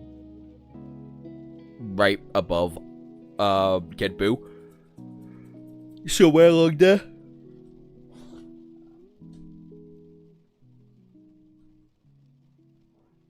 Oh, yeah, he does. And where he fucking splits the shit. Yeah. Roku for a firebender, really good waterbender. For a firebender, he's really good. Oh God, what's his name? Fuck it. No, I can't do that. 1 minute, let me check my files. Unalak.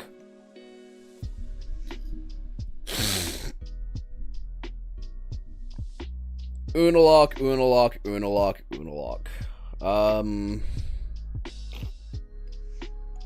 Above Doomsday. You've at least got a personality. Your manipulation over Korra makes a perfect amount of sense.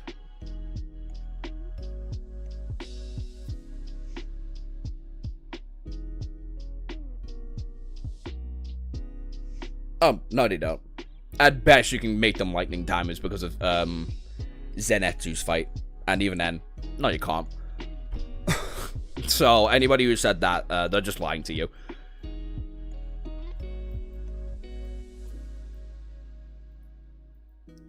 Thank you, Zoltrus.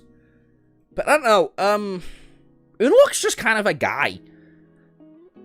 It's weird, because you never feel threatened by him once. Even when he removes the Avatar state. Even when he breaks the fucking, like, world, basically.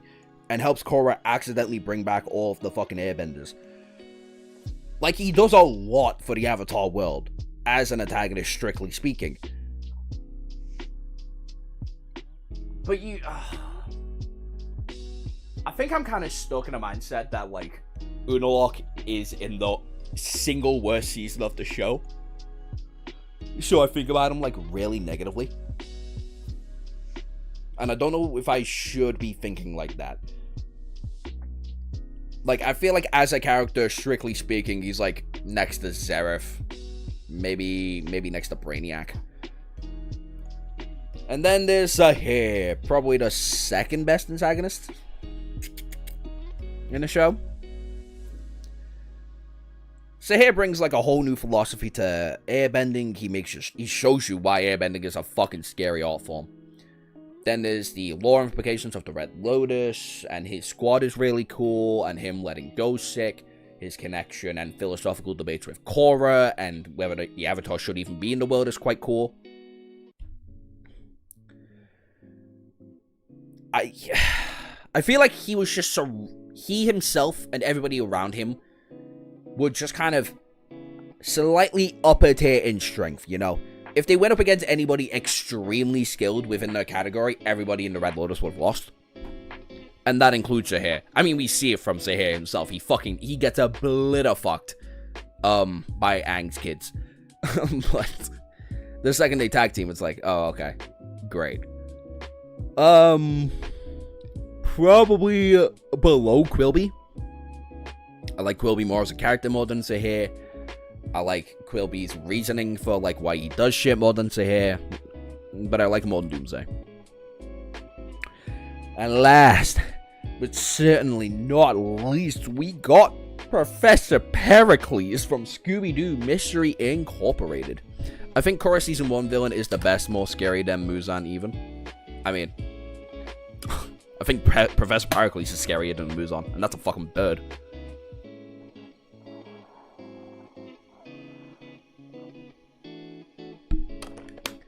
Professor Pericles. God, that bloody bird. AMM. How many of you have actually watched Scooby-Doo Mystery Incorporated? I don't imagine a lot of you have.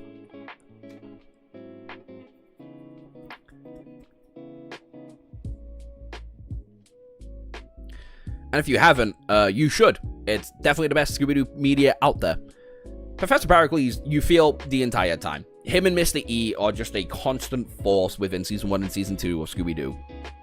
Whether it be trying to collect the discs, whether it be them manipulating the kids, or them creating a robot army to try and reset the fucking universe. I really enjoyed it. It's great. And Professor Pericles is one of the most enjoyable parts about it. Like, he's just fucking great. Even him turning into the literal Cthulhu, like actual Cthulhu, is great. Plus he's like legit scary. I'd probably put him, honestly, probably above Nox, below Cell. Like, he's a really good character. Oh, this is where I gotta make everybody mad. Holy shit, that's a ball. I had a Scooby-Doo Mystery Incorporated on today. It was great. I watched Mystery Inc., and as far as I remember, the best Scooby-Doo show by far. Because it is.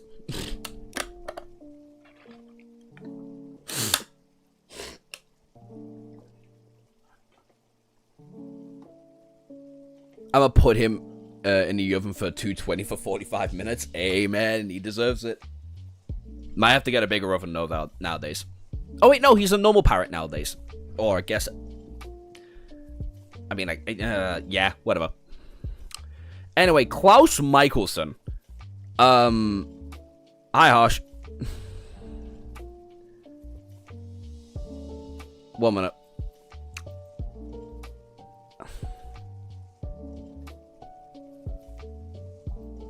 What the fuck did you do to me? Oh, the Discord server?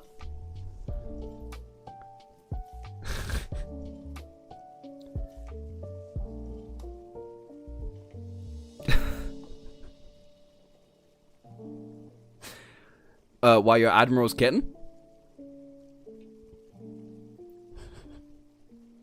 Anyway, Klaus Malkuson, easily the best antagonist in Vampire Diaries. This fucker is, like, not as scary as Void Styles, and I'll get to that in a minute. But being the half vampire, half werewolf, being the origins of vampirism,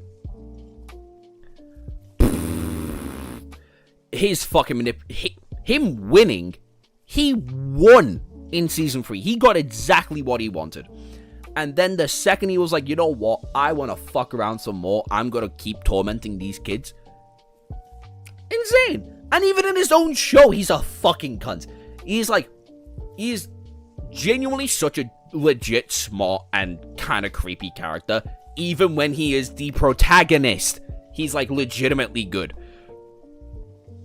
He loses his source a little bit because of that weird fucking relationship that he has with, what's her name? Not Elaine. The blonde bitch, whatever the hell her name is. Yeah. Honestly, I'm gonna put him at the... he's definitely an A tier. Probably... I'll put him above Askeladd, below Sukuna. Because he does become way more likable. And he is technically a protagonist and an antagonist at the same time. It's kind of a weird situation. But I wanted to include Klaus because he's the best antagonist in Vampire Diaries. And I put them in the last video. Or the last stream, even. Void Styles. Oh. I know not a soul in this fucking stream has watched Teen Wolf. Because we're talking strictly as antagonistic force, Harsh. We're not talking about... if the character helps them be more antagonistic, then yeah. Josh, would you recommend watching Vampire Diaries? No! No! It is dog shit. After season 3. Oh my god, that show's so bad after season 3. Case in fucking point as the season 4 antagonist compared to the season 3 antagonist. But Void Styles is like... What the fuck? Teen Wolf is a weird show. It's a bad show. It is a mostly bad show. In fact, it has one good season, and that season split up into 2 parts. And both antagonists are great. Void Styles is legitimately terrifying. Because he comes out of nowhere, steals the best character, steals the appearance of the best character in the show, Styles, and then he is just the biggest fucking threat imaginable. He is making everybody go through hallucinations. He's making everybody's power set go off the fucking rim. He is, like, everywhere you go. If there's a tiny misstep, it's like, oh shit, he's around the corner. In a fucking Teen Wolf, he comes out of fucking nowhere and just steals fucking Styles.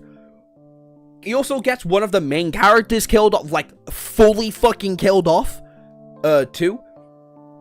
Like, unironically an S-tier character. I don't have the dignity to put him above Pain. As you can see here, he is an S-tier.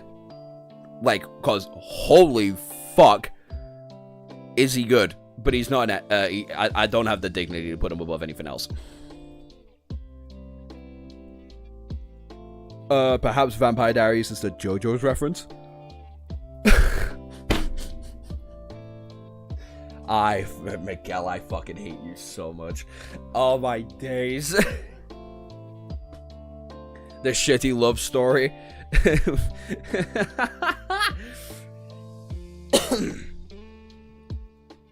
Also my what execution? Your public execution. Yeah, you're gonna get stoned. For the fanfiction that you recommended. For the fanfiction you recommended. Why did he have to be in high school? Why? What the fuck? Why did there have to be a traumatic scene for me? That was not fun. The reason... Alright. They wanted me to do a lot more worse shit. They wanted me to do a lot more. They wanted me to remove you from mod and to mute you. And I was like, no. Because I can't.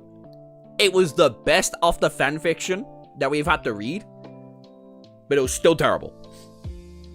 So we equaled it out by throwing rocks at you. If Admiral has to be called your kitten, and you're his owner, then this is the bare minimum you deserve. Fair? Exactly. Okay.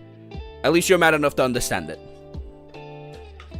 Anyway, speaking of a man, or I guess lack thereof, Jackal from Red Rising, because we're now on to the novels. I want to pelt stones at someone. Yeah, to be fair, it was Philia's idea to pelt stones, and we have no idea why he's into it. Jackal. Introduced during the games. A weird character?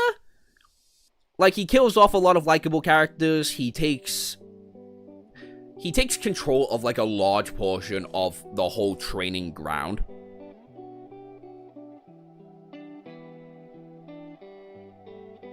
At my defense, high school seniors are 18, and they can make their own decisions. Not for me. I often forget you fuckers have high school at 18. I'm always forgetting that. So when I see high school, I think, oh yeah, they're between the ages of 13 to 16.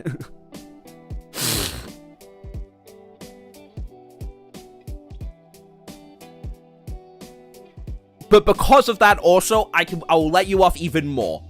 Because that is that's fair enough.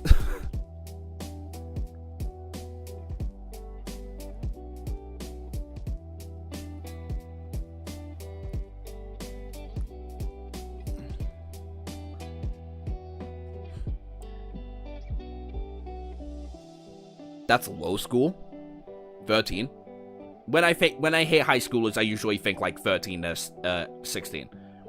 It goes down to 10, 11 for us.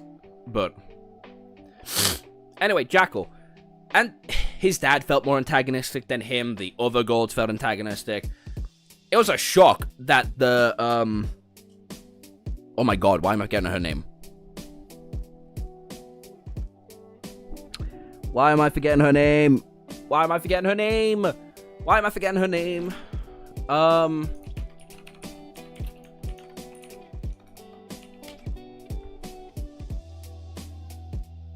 Mustang. There we go. Him being Mustang's twin sister, insane shit. When they took over the fucking floating islands and shit, and it was like, by the way, that's Mustang's sister. And you two just had a deeply intimate moment. So, what's gonna go on here? And it's like, what the fuck? I know he becomes a bigger antagonist later on, but for book 1 specifically, like, he just wasn't it. Like, more characters were more entertaining than him. I'd probably put him, like, next to Toro, above Nate, barely.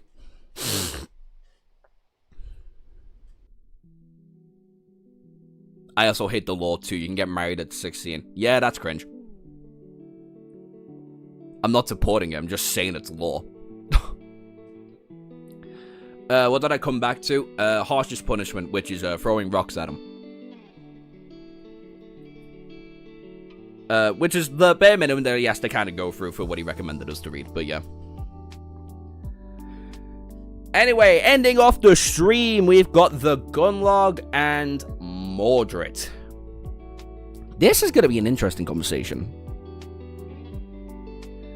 Where do we think the Gunlog goes in this antagonist tier list?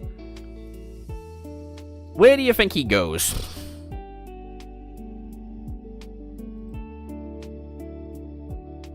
Okay. Enough with the rocks. Enough with the rocks. He's had enough. Kirbs, enough of the rocks.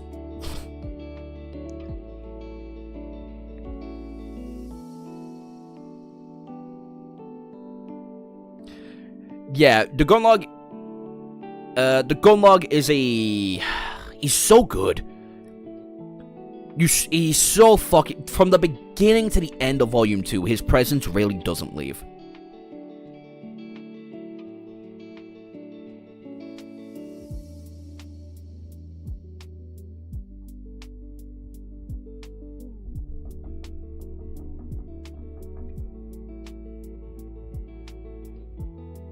Here's the thing. Random also said it as well. He posted it after you.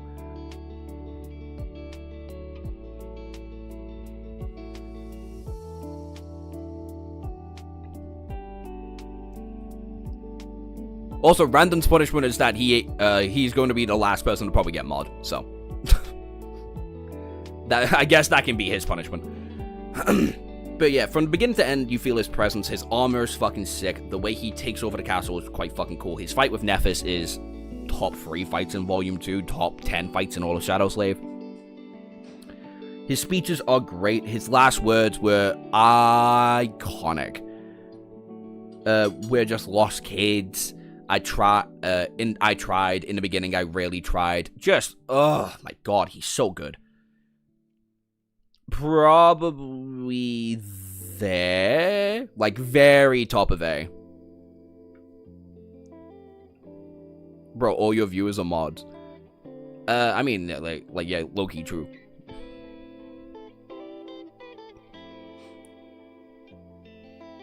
An animated gold log would go viral. Yeah. So yeah, I feel comfortable putting him at like the just below Orochimaru, simply because of the presence Orochimaru really brings in. Gold log was great from start to finish. Yeah, gold log is like, I would say, in the top 5 reasons you should read Shadow Slave's like beginning at the very least.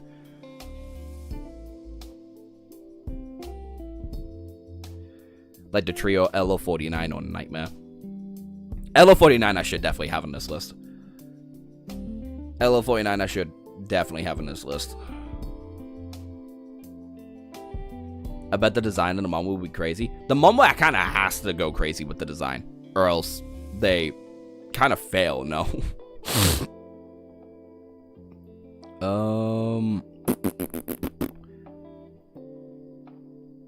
Do I even have a picture of LO49? On my PC, at the very least. I don't think I do.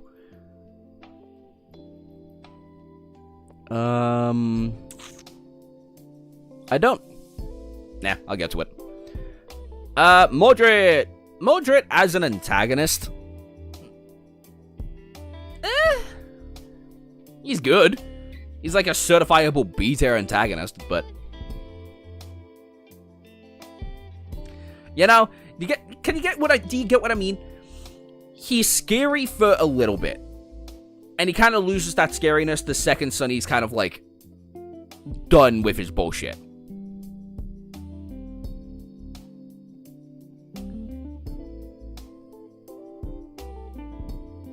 And take all 7 artists and focus them all on him. No need to worry about the background art. Treat it like how Kubo does art, in where he focuses in and it's just a white background.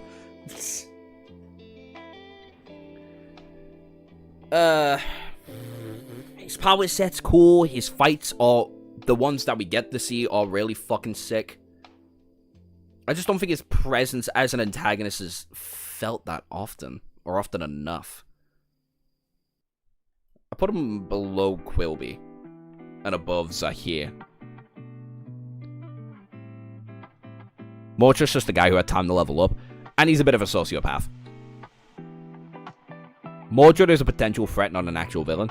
I don't know, he was an actual villain for Volume 3 and Volume 4. He just kind of got outshined by everybody in Volume 4, in comparison to Volume 3, where he is the one outshining a lot of characters.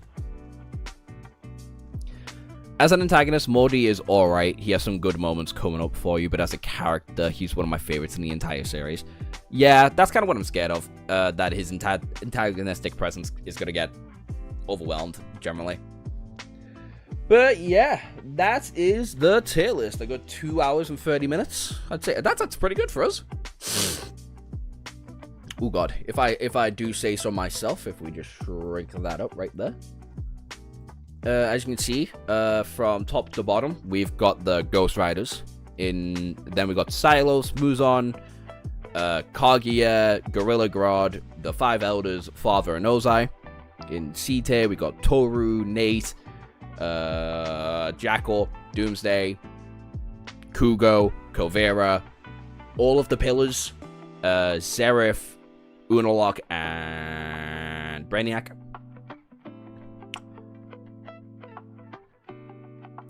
B tier, we got Yoshikage Kara, we got Sylvain, the Devil, AFO, Kenjaku, Kaido, Yarozu, Darkseid, Zahir, Mordred, Quilby, Agnologia, all the versions of Boo, Amon, Yuhaba, and Diavolo. Why again is Asgard so low? Because he tends to feel more of a weird mentor figure to Thorfinn after a certain bit. Like, he's a great villain, I don't think as an antagonist going against Thorfinn he's all that great, though. But his character also carries it a lot. Him being an entertaining person to watch helps him a lot.